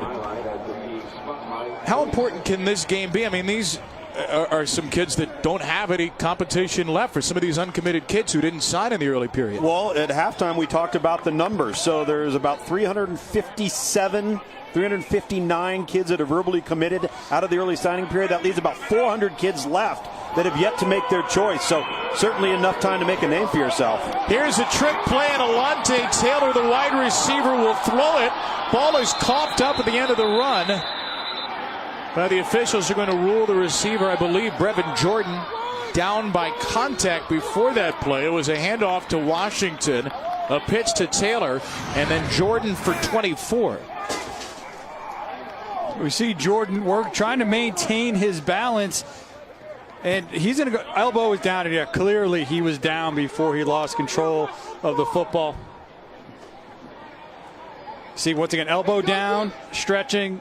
Now the ball, good call by the official. And if that play looked familiar, you might have noticed it from the Rose Bowl. That was the double reverse pass. That's right. And it was Jordan, the #1 tight end in the class, a captain on this team highlight team with a grab. Now back inside, and that's number 3 for Maurice Washington. He started this drive with a kick return of 65. He punctuates it with a run of 2. The practice dance champion. He can run the football. He can catch. He's a returner. He's showing he can do it all. You don't want to take your eyes off this young man at any point during the run of play or after it.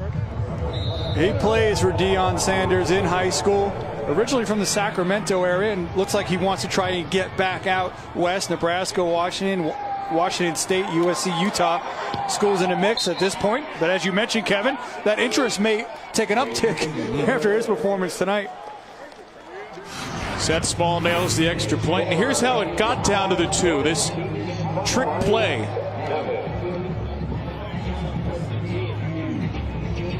Again, it was Alontae Taylor, #6 wide receiver in the country, who signed with Tennessee on the toss. Always good to have a player who can add a little gadget or two.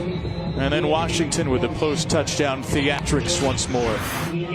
Certainly not the way Team Spotlight wanted to start this second half. They had started to sustain a little bit on offense, chose to go for the throw right before halftime on the touchdown, ran out of time, couldn't come away with 3 points, and then Marcel Washington just opens up the third quarter with the huge kickoff return, capitalizes with his 3rd touchdown, as you said, Kevin, and Spotlight's got to get on board because Highlight's going to run away with this thing. Let's go!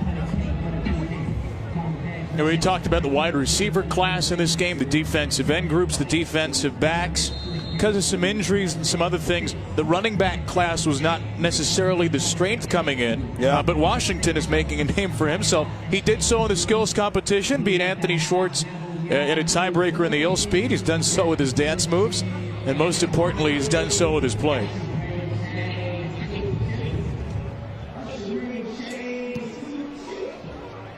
Seth Small with an angled kick, grabbed on the run by Elijah Moore, who stays in bounds. They'll try to cut it across the field, and that will not work. Covered up well. Devin O'Rourke was in on that play. Well, we're talking about Maurice Washington and dancing. This is what you do when prime time's your head coach.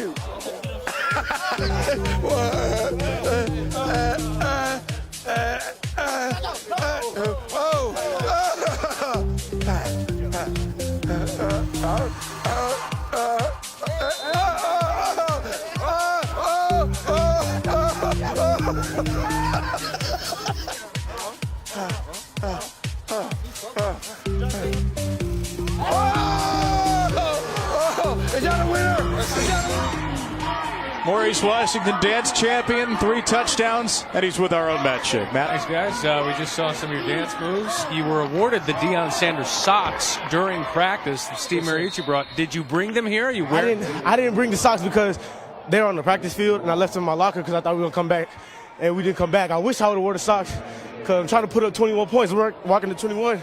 But, yeah, I didn't get the socks. I'm sorry. Well, it's only been your the only bad move of the game so far for you. 3 touchdowns.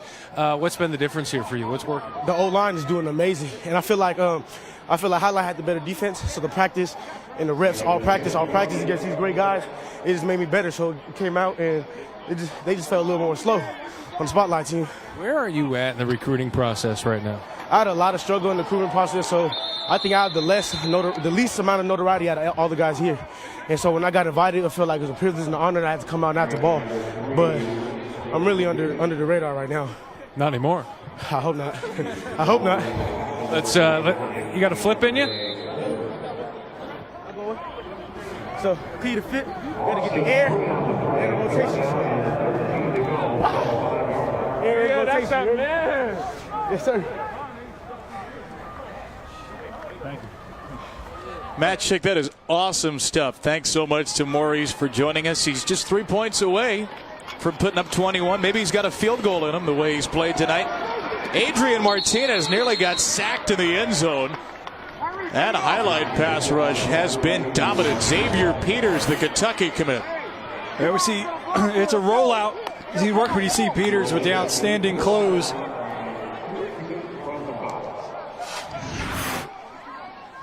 Three and out for Team Spotlight with Martinez, the Nebraska signee, playing quarterback that series. Yeah, that's 8 pressures now for Team Highlight in black on defense. They have really gotten after the quarterback here tonight. Now you're going to have great field position if you're Team Highlight. Jake Camarda's kick taken from just inside midfield, and the field position will be terrific. A broken tackle near the 35 for Jacob Copeland, who might have coughed up the football late. Team Spotlight thinks it has a recovery but fumble. Remember, it was Copeland earlier in the game who completely reversed field on a catch, ran about 70 yards to get 6. The football's right now in the hands of Iyabi Anoma.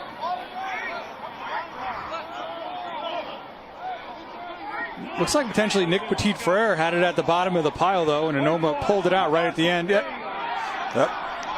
And this is a huge break for Team Spotlight to get this ball back. Team Spotlight with the football. Team Highlight with the lead. Maurice Washington with the moves. 3 touchdowns. Nothing more impressive than this.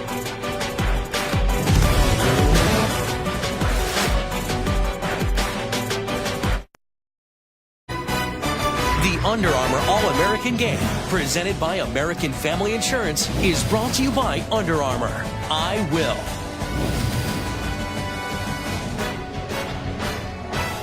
A break for Team Spotlight. Jacob Copeland coughs up the football on a punt return for Team Highlight. And a set of excellent field position for Deion Sanders' bunch. It's Spotlight with the football, trying to get on the board in this 11th edition of the Under Armour All-America Game. I was just nudging Craig here in the break. I really think Team Spotlight here needs to up their game a little bit in terms of their sense of urgency.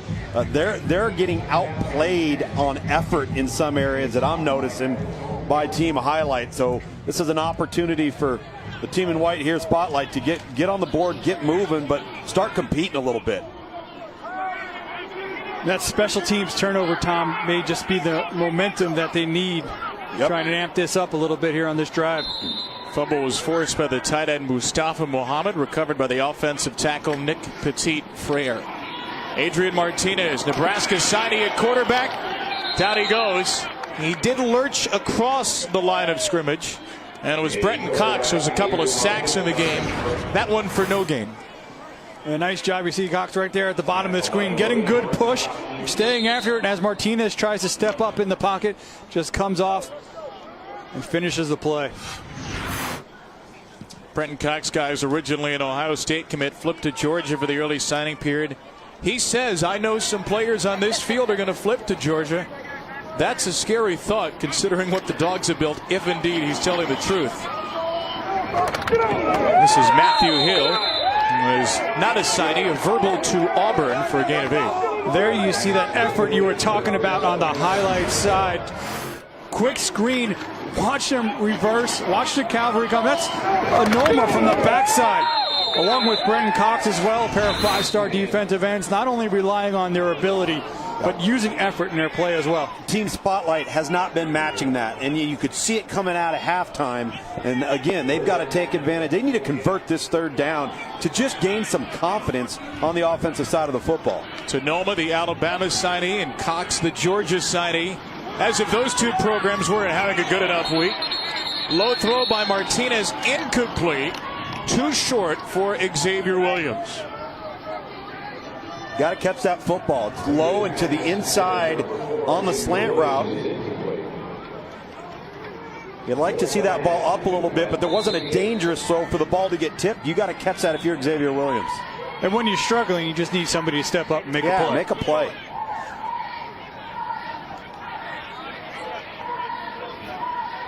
Offense will stay on the field for a 4th and 2.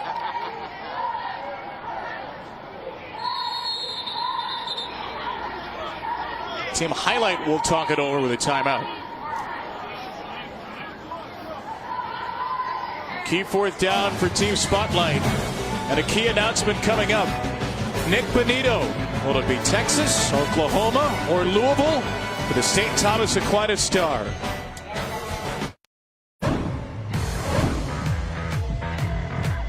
He is the number 7 outside linebacker, ESPN 300 prospect Nick Benito. Time for another announcement brought to you by American Family Insurance. Sorry we've been shivering up here on the set, but he is down to Louisville, Oklahoma, and Texas. What's in the bag? Where are we headed? Well, first of all, I want to say thank you to all the coaches that recruited me, my parents, friends, family, everybody. But I come to the conclusion that I wanted to spend the next 3 to 4 years at the University of Oklahoma. Nick Benito heading to Norman. What was it about Oklahoma? Coach Riley's really building something special over there, and just to be a part of that is just a blessing itself, and I can't wait to be in Norman for the next 3 to 4 years. Eliminated from the college football playoff, but all is not lost for Oklahoma. Nick Benito, an ESPN 300 from the state of Florida, just the third of that variety from the state of Florida to commit and sign with Oklahoma. Guys, back up to you. All right, Matt, thank you. Congratulations to Nick Benito, standout at St. Thomas Aquinas. Craig, you all have said he's a good candidate to fit in a defensive end outside linebacker type of hybrid role. What do you like about Nick Benito? He's lean. Same thing that Tommy said about Anoma a little bit earlier. He's going to need to get into the weight room, but he's got good first step quickness, really get after the quarterback. That's where he excels as a vertical attacker. His team Spotlight is on offense for a key 4th down and 2. Adrian Martinez will throw it quickly to Matthew Hill, who reels in for a first down. Oklahoma Sooners look second best Big 12 class right now to Texas. I just love the emphasis on defense. 2 of the top 3 guys in their class, highest graded guys, are in the defensive front at defensive end, and then the offensive tackle's the 3rd highest rated guy. They've really made an emphasis on that side of the ball for Lincoln Riley. You know what you're going to get from Oklahoma on offense, but it's the defensive side of the football that was addressed in the Big 12 for the Sooners. Martinez with all sorts of room in front. And the future Nebraska quarterback will scamper out of bounds across the 30. You see the job that the Sooners are doing, and really has been very impressive. Obviously working off the momentum of a big season. When you think about when Bob Stoops stepped down, what's going to happen to this program? Lincoln Riley has taken that baton and not stopped running with either their performance on the field and what they've done on the recruiting trail. And to go into the state of Florida out of a powerhouse program, St. Thomas Aquinas, and get a player out of there, very impressive for this Oklahoma class. Sooners are Big 12 champions, number 2 seed in the college football playoff. A phenomenal year, continuing to make strides. That one nearly reeled into traffic for Shaquan Anderson Butts, the Penn State verbal, on a nicely placed ball from Martinez. And we're going to have a penalty in the backfield that I believe is going to go on the defense. Deion Sanders Ball Club there for Team Highlight late.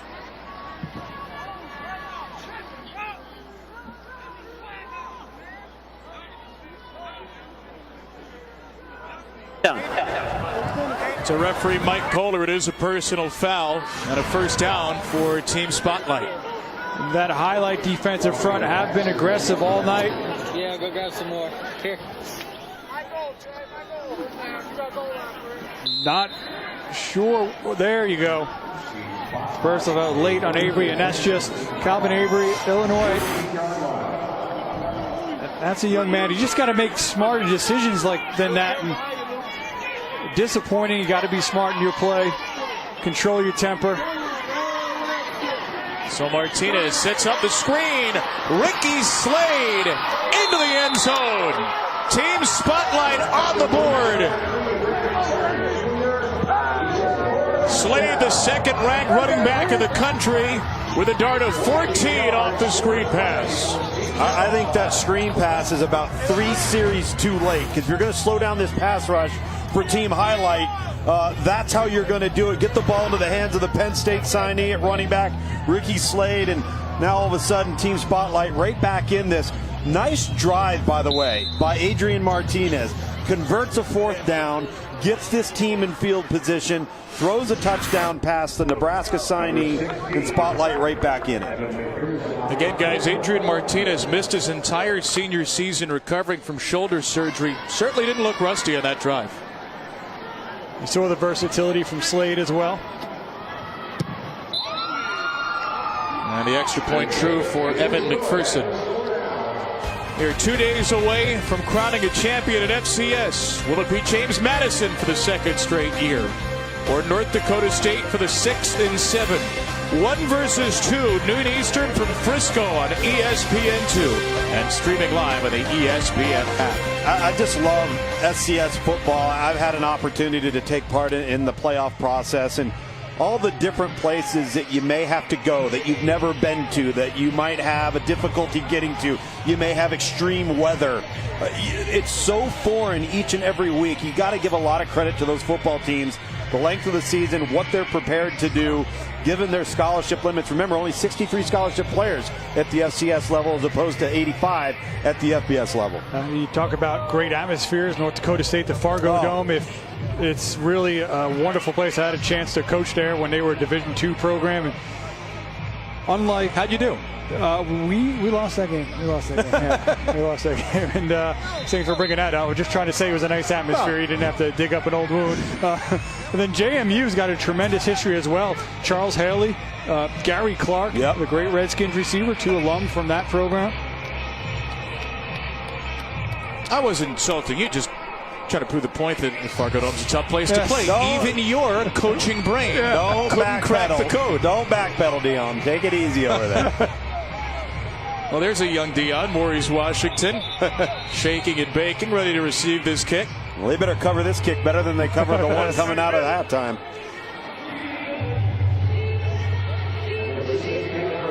So team spotlight on the board for the first time. The 6-play, 60-yard touchdown drive. And again, that was started after Jacob Copeland lost a fumble on the punt return, which would have given Team Highlight great field position. Evan McPherson is the number 2 kicker in the country. He has signed with Florida. Actually flipped for Mississippi State as he went with Dan Mullen to the Gators. Kicks it away from Washington here, so a smart decision to begin. On the run back for Xavier Peters. Coverage not much better, guys. Oh, Peters, the big man, up and over. Xavier Peters, the Kentucky commit, with a one-man steeplechase. Well, you kick it away from Washington, you kick it to a linebacker, you think you're in a good shape. Up there, Xavier Peters going up and over. You know, I think he felt bad for the kicker. He didn't want to run it down. It was a merciful hurdle. Yeah, it was. He would have mowed the poor feller down. Over Evan McPherson for 46 yards. Just showed on the big screen. And they're fired up again. Peters is not a signee at this point. He is a verbal to Kentucky, but a 4-star outside linebacker with quite a bit of interest. That's the second time, though, there's been a breakdown on the left side of that spotlight kick coverage unit. I think that's another area, as we've talked about, intensity, excitement, enthusiasm. With this team spotlight, they have not had that in their kicking game unit tonight. Their punters have punted the ball extremely well, flip field position, but coverage unit leaves some more to be desired. Keontae Ingram committed to Texas, ripped down. Brian Addison, nice job getting downhill with a good angle and a tackle. UCLA signee. Boy, did you see him flying to the football right there? And Chip Kelly, you know, they're going to get into a 3-man front, so they need to have some of those hybrid outside linebacker type guys. Well, he's from Sierra Gardena out in California. Also Marquise Lee school. Marquise Lee played safety. Adoree Jackson. Lee played safety in this game, and Braylon Addison may go to UCLA and play wide receiver as well. Addison ranked as a number 20 athlete in our database. ESPN 300 kid. Here's a strong throw by Emory Jones. A dime to Alvante Woodard, the Texas signee, number 15 wide receiver in the class. See, Craig, there's that little flash. Now, you just watch this delivery of the football, the ball placement to the outside on time. That was a really good throw, and he'll do that, and then he'll have the moments where the ball sprays around a little bit, and that's part of the development. Woodard, one of 8 Texas Longhorn commits in the game. Number 3 class right now in the cycle for the new coach, Tom Herman. Jones in a 3rd down dives to the 24 right at the sticks. Woodard actually one of 3 Texas signees from his own high school, Lamar High School in Houston, along with Anthony Cook and Deshaun Jameson. A lot of one-stop shopping there for the Longhorns at Lamar Houston. Sounds pretty simple, but is that Tom Herman's biggest point of success, winning his state back? Well, winning his state back, but really kind of maintaining those ties and a momentum that he had when he built when he was the head coach of Houston. We just talked about Lamar High School, not the only prospect they've been able to pull out of that talent-rich city. Well, I think, too, Craig, is you got to put a stranglehold on the most densely populated areas of the state. Houston certainly qualifies. And Keandre Coburn, who's currently a verbal, he's out of Westfield High School, the same as a sophomore. He was a teammate with Ed Oliver. Another nice pickup. Obviously, Texas still needs to get the big man across the finish line. Keontae Ingram, the running back. Have half the top 10 already from the state. Here is Ingram on a 2nd down at 7. Lost the football, and it will roll to the sideline. Are they going to? Question is, was it picked up by A.J. Litton? It certainly was. Another takeaway for Team Spotlight. Recindo Lewis Jr., the South Carolina signee, knocked the ball out, and Litton headed to Florida State, picked it up with his tippy toes in bounds. It looked like, Tom, the ball might get to the sideline. Here was a nice job by Lewis of coming with the backside, just chopping it out. See where that ball is. You can watch Lewis come in, watch him strip the football. Outstanding job of securing the tackle, then attacking the football. We see it looked like it was starting to lose some momentum as it got to the sideline. Gave A.J. Litton just enough time to be able to get in and scoop it up. Well, Adrian Martinez led a touchdown drive last time, but this is Joey Gatewood, and he nearly had Xavier Williams on the home run shot. That's a couple plays Xavier Williams has got to make. He's had a bit of a rough outing. He knows it too right there. He dropped the low slant route on a 3rd down on the last drive, and then Craig right there, that ball was thrown out there for him to go and get. Sudden change, get the offense back out in the field. You take a shot downfield. They had it there, just unable to reel it in and make the connection. Running back for the first time is Tyrese Johnson-Fisher as a flag is thrown. Look at this. Gatewood just had his jersey ripped for about 15 yards as he rumbles out of bounds. We'll see if this holds, though, with a flag in the backfield.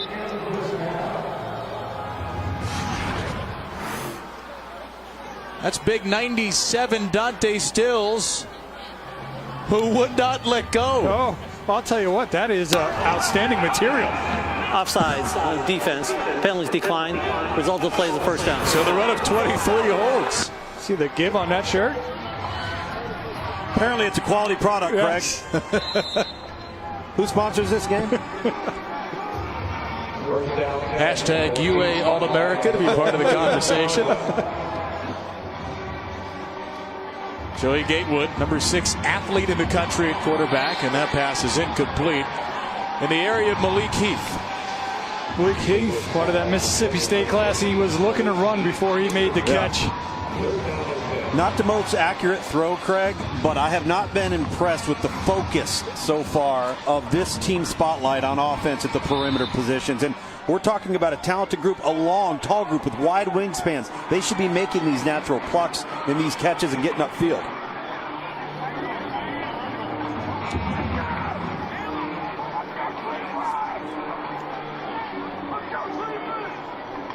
Tyrese Johnson-Fisher in the backfield. Gatewood looking the other way.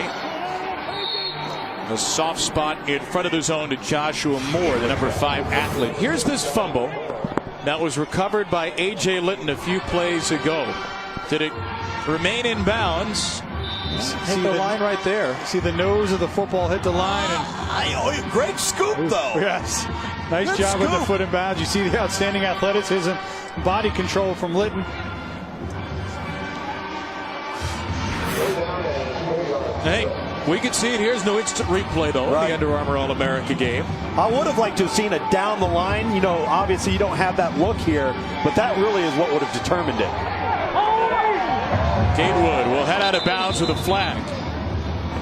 No gain on a 3rd and 4 play. A penalty in the backfield. Delone Scaife. Holding. Offense. 10-yard penalty from spot infraction.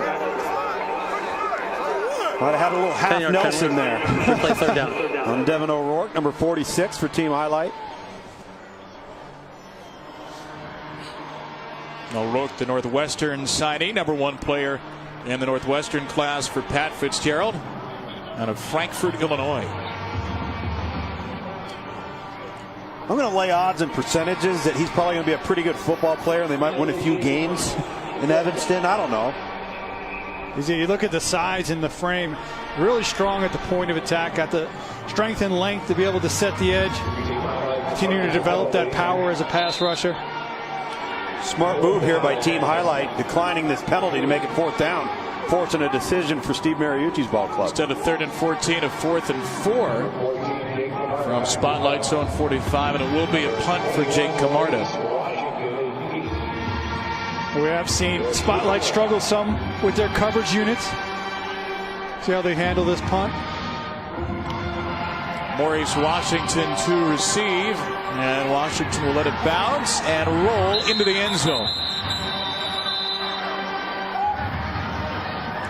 A touchback off the right foot of Camarda. Team highlight works around the penalty as the football back. Time to take a look at our Under Armour highlights.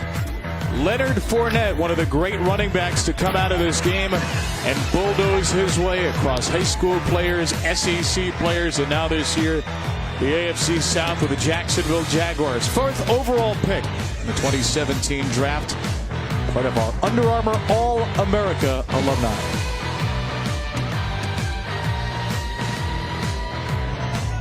Leonard Fournette making a big difference for that Jacksonville team, which will be hosting a playoff game Sunday against the Buffalo Bills.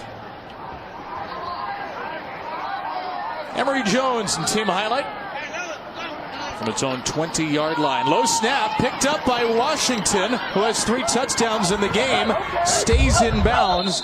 Maurice Washington can do no wrong, grabbing the ball aware to get 10 yards. Maurice Washington, one of the top running backs in this game. Another one is Ricky Slade, headed to Penn State, and he is with Matt Schick.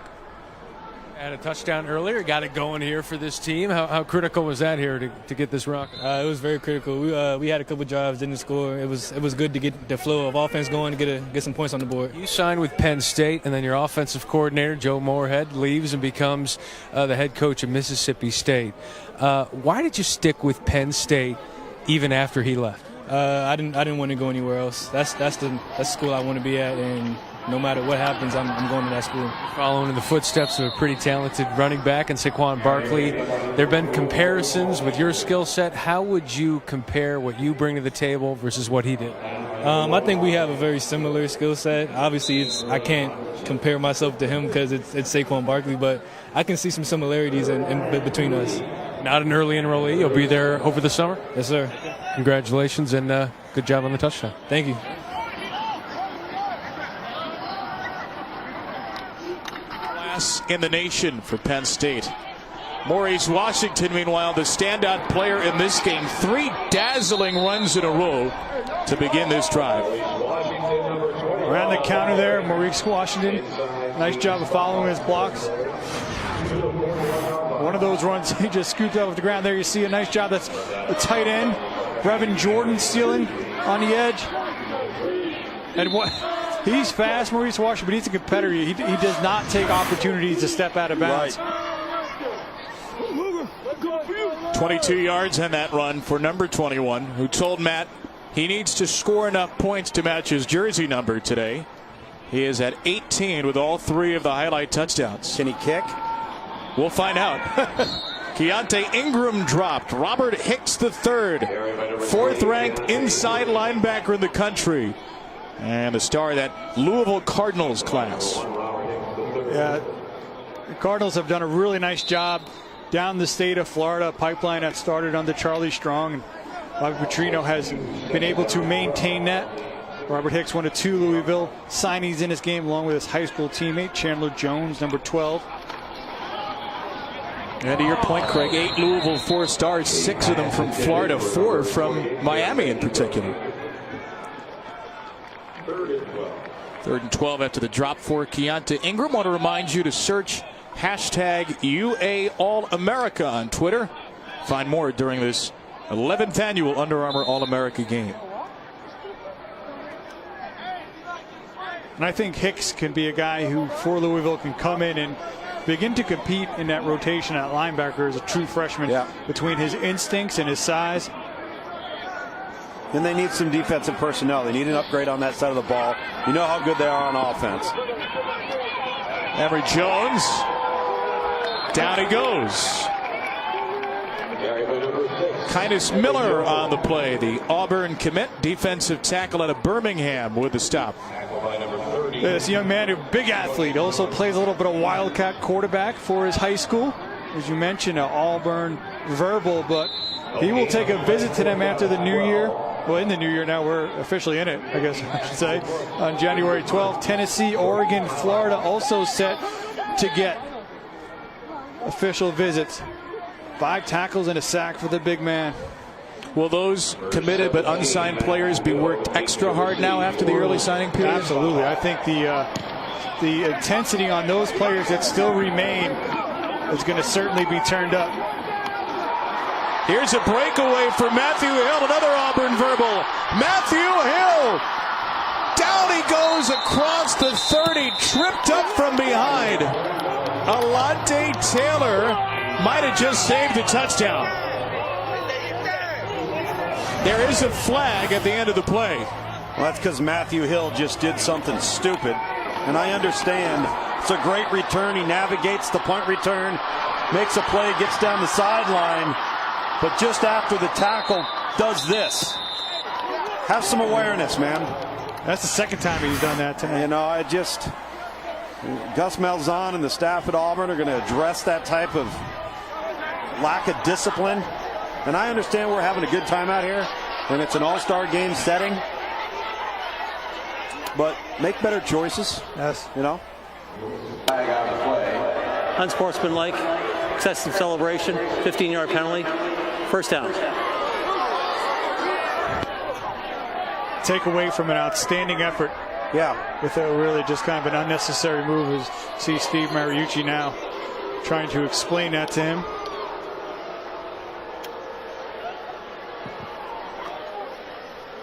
There was a 58-yard return, subtract 15 yards for the kick.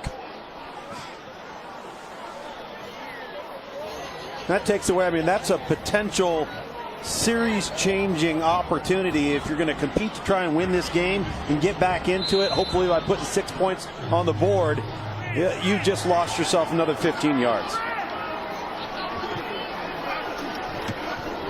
Waiting minutes of this third quarter, and Joey Gatewood steps away, nearly intercepted. Trey Dean got his hands on the football. The Florida signee nearly had the first interception of the game. It all starts with pressure off the edge up top. You see that? I think it was there was a Yabi Anoma.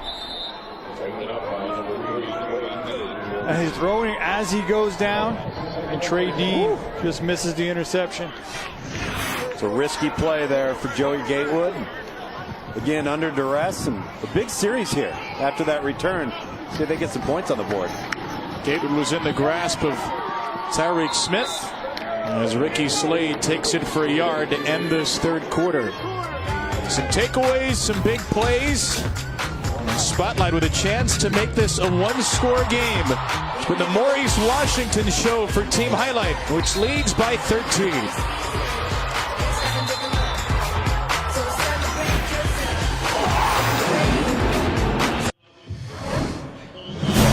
Jason Owe, number 20 defensive end, ESPN 300 prospect out of Blair Academy in New Jersey, is with us now for another announcement brought to you by Under Armour. Matt Schick here at Announcement Central.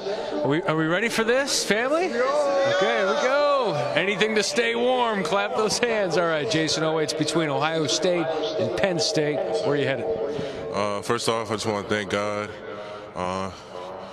He made everything possible. I also want to thank my parents for putting me in the best position to succeed. I want to thank my coach for showing me the game and everything. But after careful consideration, I'll be spending the next 4 years at Penn State. Penn State wins the Big Ten battle for Jason Owe. He did not play high school football until 2016. Just 2 years into your football career. Why Penn State here? It was family. It felt like the right thing to do, and we're winning it all next year. He's already calling his shot at Penn State. 13th ESPN 300 commitment in this class for Penn State. They had never signed more than 9 in a single class. Guys? Matt, thank you. Congratulations. We've been talking about Iyabi Anoma so much. 2 years of football for him, but that's a young man who's made tremendous strides too. He has, and you know, having covered the Fiesta Bowl and talking with James Franklin, I'll tell you, we asked him point blank. It's a really nice run here by Ricky Slade. Speaking of Penn State. Yeah, asked him point blank, what needs to be done with this class? Where do you need to continue to fill out? And he said there's no question it's in the line of scrimmage. So getting an addition like Owe with the upside that he has, Greg, such an important addition to the class. Yeah, and I don't know if he's an immediate type contributor, but in the long run, he can be a difference maker. Micah Parsons at one point was a Penn State commit, decommitted, went through the process. A nice job of Penn State bringing him back into the fold. And I think for James Franklin to still be putting together a top 5 class, this was a class at one point in time that also included Justin Fields. Gatewood, end zone. He needed somebody to make a play, and he gets it from Xavier Williams. Finally, a big one reeled in. 31 for the Alabama signee, and Team Spotlight is back within a score. Good for Williams. We talked about him not making the play earlier in the game. He got another opportunity, and here he delivers. He's right in the middle. You're going to watch the out and back towards the post and right down the seam, and a beautiful throw. Make some nice adjustments. That's on Steve Stevens, number 10, the safety, who tries to undercut the throw. And I'll tell you what, credit that man right there. Joey Gatewood stood in the pocket, stood tall, drove the ball with power and velocity. And again, as you mentioned, Kevin, Team Spotlight now right back in this. Well, those two can savor that one for just a little bit longer, because that's an Auburn signee hitting an Alabama signee for a touchdown. Won't last very long, but it feels nice right now for those two SEC rivals. Speaking of the Crimson Tide, Monday night they go for a national championship. Look for their second in 3 years in the college football playoff era against the Georgia Bulldogs, who haven't been kings in more than 3 decades. 8 Eastern ESPN, streaming live on the ESPN app. Well, we already know Penn State's going to win it next year, thanks to James. That's right. Now we'll find out who will win it this year. How about Deron Payne for Alabama? This was right after he had an interception. The big man, the defensive tackle with the footwork. Look at his feet, man. Look at him. Oh, you love it. I love it. And then for Georgia, the play of the game, Lorenzo Carter, number 3 defensive end in the class of 14. Guys, recruiting breeds results. I will say this about Lorenzo Carter, and it's a great example of why you never make an assessment on a guy off of one game or one season. I can remember, and Craig, you'll back me here, when they opened the season, his high school team on national television, he was non-existent. He was really hyped. He didn't play very good, didn't even really show up. He didn't just burst on the scene in Athens. It took him a while. He developed at a little bit of a different rate, and now as an upperclassman, has become one of the premier players on that Georgia defense. Well, much like Anoma and Owe, he was a lengthy, tall guy who his background really was in basketball, and as he kind of went through high school, transitioned more, focusing on football. Took a little bit of time, but has turned into one of the premier defenders in the SEC and coming up with a difference-making play there in the semi-playoff game.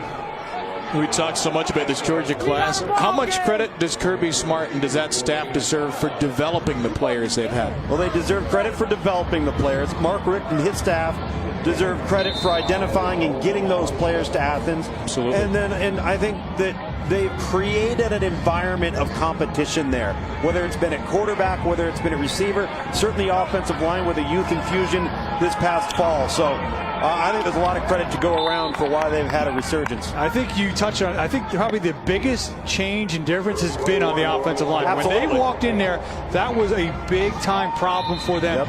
And they, in a short amount of time, they addressed it. They've gotten outstanding production. And then Andrew Thomas already as a true freshman and contributing at right tackle. They signed several in that last class. And they got the #1 and #2 ranked offensive guards in this class as well. They are really building a strong unit in the offensive trenches. Drop pass by Justin Watkins out of the right hand of Thompson Robinson. A 3rd and 10 coming up for team highlights. I tell you what, that was a drop, but that man right there, Dorian Thompson Robinson, has essentially done everything right tonight. He hasn't taken negative plays. He hasn't turned the ball over. He's been extremely accurate, I would say, Craig, to all 3 layers of the field. Underneath, intermediate, and deep. He's made a lot of plays, man. That 6 of 13 does not tell the story. No, because he's had multiple drops on the series that he's been in there. One of the players that the coaching staff also identified to be an offensive team captain, which speaks to how he's carried himself throughout the week. There's Thompson Robinson finding a receiver at his tight end. Brevin Jordan, the Miami-bound young man, all the way to the 25. A little bit of home cooking right there, hitting his high school tight end. Brevin Jordan, both out of Bishop Gorman. He don't move like a tight end, boys. No. Wow. He does not have great height and length, but he's a young man. He is thickly built, powerful, with very good speed for his size. Tremendous body control and ball skills. Look at this throw.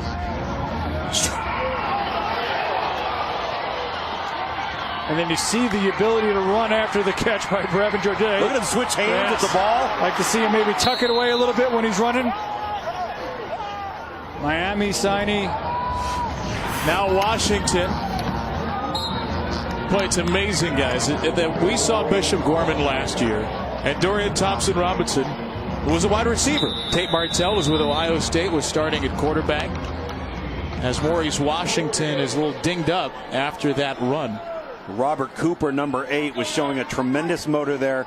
Great passion, chased the ball down, and that is a lot of weight, Craig, falling on Maurice Washington. Yeah, they call him the trench monster, 6'2". We've got him listed at 377. That may be favorable. Good to see Washington up on his feet. 3 touchdowns, all of them for team highlight in the game. Here's Steve Mariucci now. He's intense. He wants to win. He wants to compete in this event. Deion Sanders' team's played well, but has stalled here in the second half.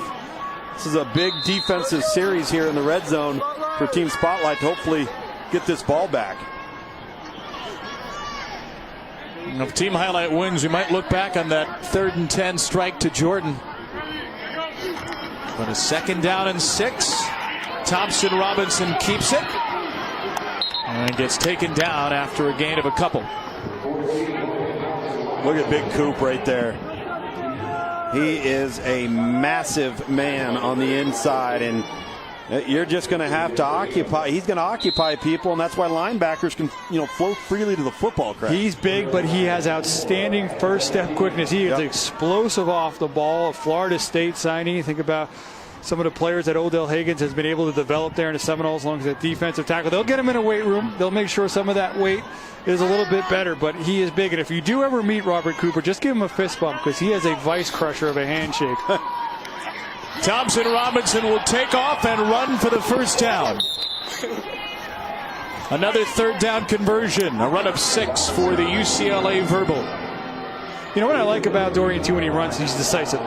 Yeah. There's no second guessing. He knows when he needs to pull the ball down and run. Been decisive with the throws. He's doing one of 2 things. The ball's either coming out or he's making a decision with his feet. There's no holding and patting the ball in the pocket.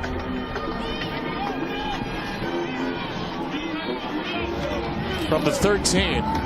Running back is Keontae Ingram, and he was down. Ingram loses a yard. Jordan Davis, Alabama signee, in off the edge.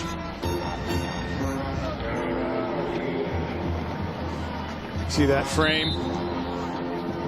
Outstanding physical upside. Yep. Starting to see teams highlight playing this out like it's a true game in terms of slowing down the clock and kind of trying to control the tempo of this thing. Thompson Robinson trying to elude KJ Henry, number 5 player in the country. He got it away, incomplete, with a couple of receivers in the area. Well, I thought that ball was going to be intercepted, and good to hear and see KJ Henry right there. Look at Steve Mariucci. Tried to figure out some advantage. Yes. Still trying to work out how to get a few more seconds on the clock. KJ Henry, part of that Clemson class. He's the number 5 player overall in the country, so naturally he's the number 3 player in Clemson's class. Trevor Lawrence, Xavier Thomas, the Tigers 3 of the top 5, an amazing recruiting class. Thompson Robinson decisive here with a run down to the 8. Another key third down coming up for team highlight. I beg your pardon, that was a third down play, so a key fourth down, and it will be a field goal try. Seth Small 2 for 3 on extra points so far. We'll try to make this a 2-score game.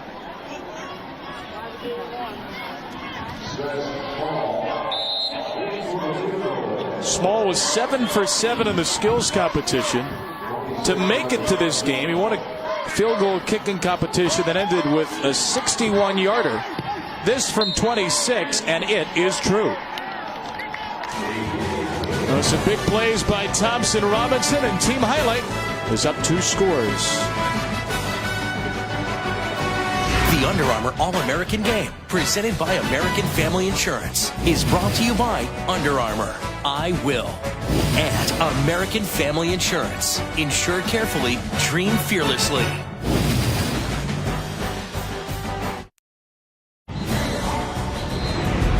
You're watching the Under Armour All-America Football Game, presented by American Family Insurance. Xavier Williams, Alabama signee, with a touchdown for Team Spotlight a couple of possessions ago. He's mic'd up.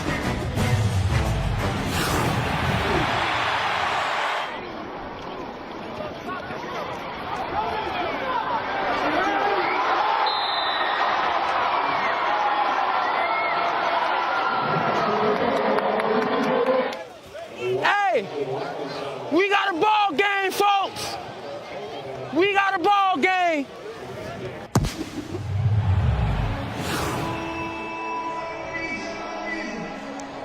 Now, Xavier Williams had a great game, but he's missing something, isn't he, Craig Aubert? America. All America. We need an A or we need an apostrophe at the front of that thing. America. Hey, remember, Kev, we had Chaminade Madonna early in the year, and you remember his favorite TV dance? It was exactly what he did to surfing. Yeah, you're right. Chaminade Madonna. I don't think he scored in that game because American Heritage was so dominant defensively. He kept it in the bag of tricks, and as soon as he got in the end zone, folks, in Alabama, that is his favorite TD dance. Hope to see that quite a bit more in the future. Number 3 athlete in the class. Is he definitely a wide receiver to you? I think at least initially, but Kick out of bounds. Ball placed 35-yard line. First down. But he is an athlete listed as that for a reason. And I think he could very easily transition to the secondary. I've always kind of fell on the side of caution when you have kids that have corner-type skills, feet, hips, ball skills. It's such a premium position, and if you have any height at all, I'd keep them in the athlete category, because if I'm coaching, I'm looking for that type of player on the perimeter. You've got to look there first defensively. And talking to him earlier in the year, he was open to it. I'm going there to play wide receiver, but it wasn't I'm just a wide receiver. He said if it happens, it happens. And I think as a prospect, that's a good mindset to have. As we saw earlier, he's hoping to take Demi Lovato to prom before he ends up in Tuscaloosa. Yeah. So Well, he's, I think, bolstered his case with a touchdown and maybe with the dance. Yes. That's true. Then we can expect those kinds of moves on the dance floor if she accepts. Putting together quite the resume. And team spotlight after the highlight field goal, down a couple of scores. And it's been Joey Gatewood most of this second half. And this is an overthrow. Target on the play was Joshua Moore. Coverage was outstanding, though, by Elijah Griffin. Out of Mission Viejo in California, decommitted from UCLA about a week ago. He said Tennessee right now has a big lead, but there are some other schools in the mix, USC and Oregon among them. Well, Jeremy Pruitt, the new Tennessee head coach, still coaching Alabama's defense in the national championship game, and don't think for one second that doesn't have everything to do with recruiting. Bringing a national championship caliber mentality to you. Just watch it right here. Martinez pass reeled in by Justin Ross. Well, a different scenario, but Adrian Martinez, who flipped to Nebraska, said it speaks volumes to him that his new head coach, Scott Frost, continued to coach in the bowl for UCF.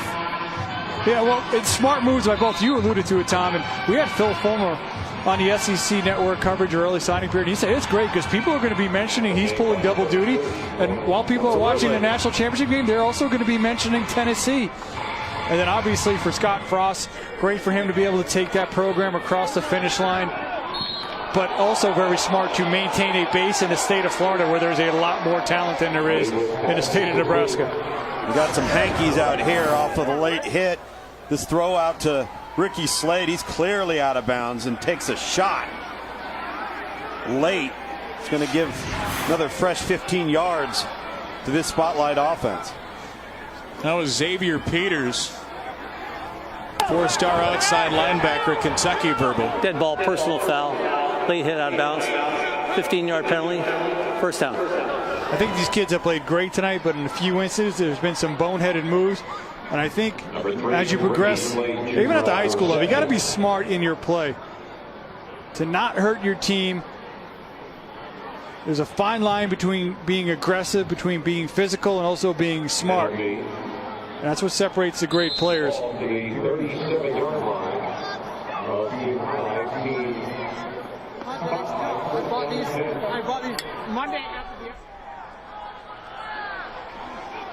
From the 37 of highlight, Gatewood airing it out once more. Oh, big hit. It's B.J. Foster again.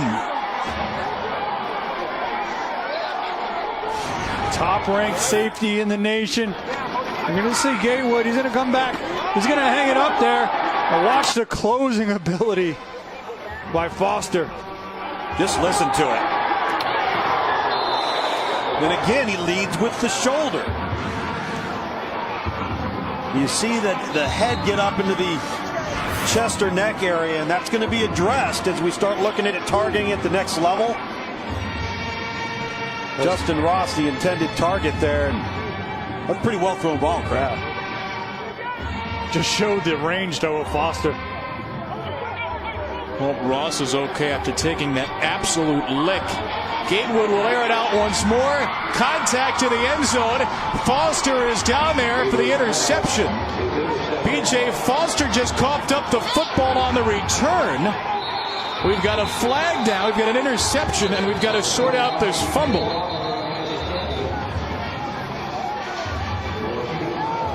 Boy, while this fumble is being sorted out, Joey Gatewood could have ran that football for a considerable amount of yardage, Craig. He's got a strong arm, but didn't step into it, really threw it off of one foot and led to the interception. And Team Spotlight has recovered the fumble. Here's Matthew Hill, who had that 15-yard penalty earlier in the game. Great job chasing down Foster and knocking the ball out. What a great play. So he redeems himself. You go ahead, Lugs, you kick it into the stands, and then you do this, and you totally redeem yourself. And then there's Hill, who was the intended target, who came all the way from the corner of the end zone. Great effort by him. Good for you, kid. All right, you're back on the team. Well, that's, you know, it emphasizes, though, you're a great player. You've got tons of ability. Don't do anything to detract from that. And don't hurt your football team. So that ends up being a net positive play for Spotlight. Just how they drew it up. You're only allowed one trick play per half in this game, right? I don't know if that counts. Gatewood trying to rumble. And Gatewood tumbles down. DJ Brown, the Virginia verbal at corner, came in from the secondary. We have an injured Spotlight player. That is the center, Vertus Brown, the Illinois signee. I think Vertus Brown had a good week this week, Craig. Absolutely. Did a nice job of being able to take reps at center guard. Four-star center Vertus Brown. Well, Florida State flipped to Illinois. Check on him when we return.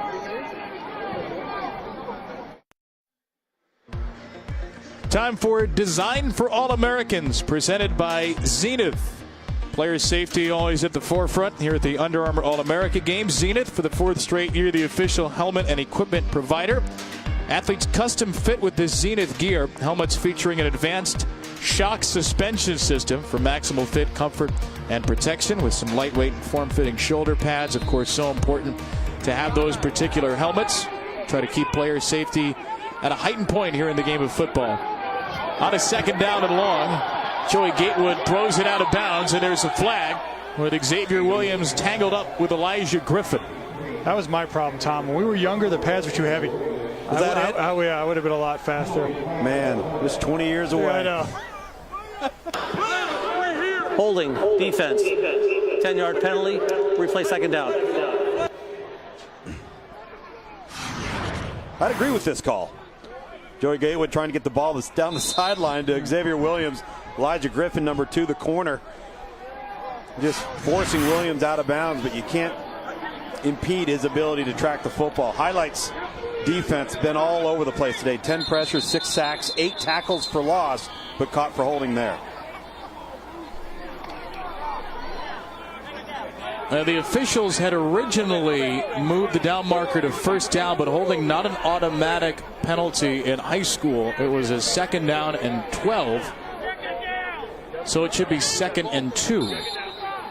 Down marker is currently on 3. That's not right. And now it's on 2.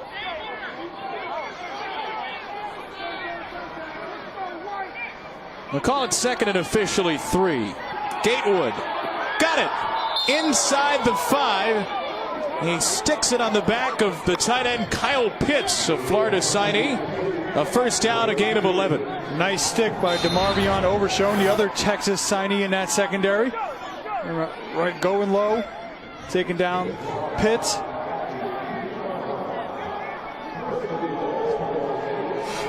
On a 1st and goal, Matthew Hill, the Auburn committed wide receiver who forced the fumble, is in the game at running back. Gatewood will keep it and find the end zone. Joey Gatewood up and away for a Spotlight 6.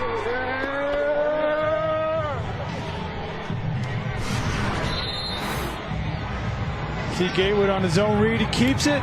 Stiffs arm and then over the top. He reads at the end, crashes down. He's able to shake him. B.J. Foster's been able to make some hits tonight. Yeah, he goes low, he goes over. Yeah. I think Joey Gatewood said, I've been watching that guy whack everybody that's near the football. I think I'm going to leap over him. Slater Zellers, the long snapper. Evan McPherson, the holder. Beg your pardon, the kicker, with Jake Camarda, the holder. The specialists here at the All-America game doing their job. And Justin Mader, the long snapper, on team highlight. Paxton Brooks and Seth Small, the 6 specialists who've done a great job all week and all game. Tonight, 11 Eastern on ESPN Sports Center, we break down the Rockets' bid to take down the Warriors without James Harden. The Ball family is in Lithuania, and we'll follow them on day 2. Plus, a deeper look at Nick Saban's approach to a news conference. Sports Center with Linda and Kenny after Arizona, Utah, available on the ESPN app. Tom, I think the interesting thing, though, with Gatewood is with his frame and his ability, and the number 2 is the comparisons to Cam Newton. And I think, though, you got to be careful. I think you got to let Joey Gatewood be his own person, be his own type of player. Here's the thing, though, about it. when you're looking at physical stature, if you're just making that assessment, that's exactly what it looks like. Exactly. In terms of height, weight, athleticism, skill. Boys, how about a successful onside kick for Spotlight down 2? That was Al Blades Jr. jumping on the kick from McPherson. It is Spotlight football. Really nice job of Blades of keeping it inbounds and then ultimately scooping it up. It hits his foot. That's what keeps the ball inbounds. It actually hits Blades' foot. Kick save and a beat. Well, Team Highlight did not seem ready for that. And again, you have the running clock here in this exhibition game with a 15-minute quarter. So Spotlight does have to hurry a bit here. But Team Spotlight, which was down 20-0 in this half, has a chance to win the game. New quarterback in, Jack West. He'll go for a long one on first down. Incomplete to Anthony Schwartz. Certainly the right man to target when you need a big play downfield, but and that clock will continue to run. The ball was too far towards the sideline, sailed out of bounds. And you balance wanting to win the game with wanting to get everybody a fair shake here. So it is West coming cold off the bench and try to lead Spotlight to some points. Jack West under duress gets rid of it. And Spotlight may have to use one of its 3 timeouts here. Good pressure there by Tyreek Smith. Don't forget to search hashtag UA All-America on Twitter to find more as we wind down this 11th edition of the Under Armour game. You see Smith, he has 5 of Highlight's 10 pressures. Very active night there for the newest addition to the Ohio State class. West is hit and dropped. Second sack for Iyabi Anoma. And watch the get off here by Anoma. That first step. Outstanding. And Petit Frere, who's one of the more agile, athletic guys that can bend, hadn't even gotten out of his stance yet. Spotlight has 3 timeouts. Is choosing not to use one here. This looks like it'll be the final play on 4th and 16. West incomplete. And a hit laid on Matthew Hill by Adrian Jackson. And physical play from Team Highlight's defense. And it will end the game with a physical stick and a 23-21 win for Deion Sanders' crew. So Team Highlight hangs on a 20-0 lead. Spotlight with a valiant late comeback, an onside kick recovery, but a 4-and-out. And it's a 23-21 win for Team Highlight in the 11th Under Armour All-America game.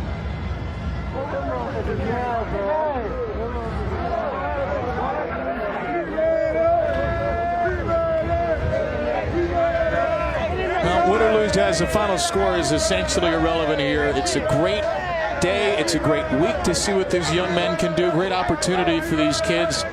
Maurice Washington, certainly the offensive MVP, you'd think, with 3 touchdowns plus a big kick return in a win for Team Highlight. One of many who stood out in the game. Showed his versatility, not only running the football, catching a touchdown pass, also making a big play on special teams. The man's still uncommitted.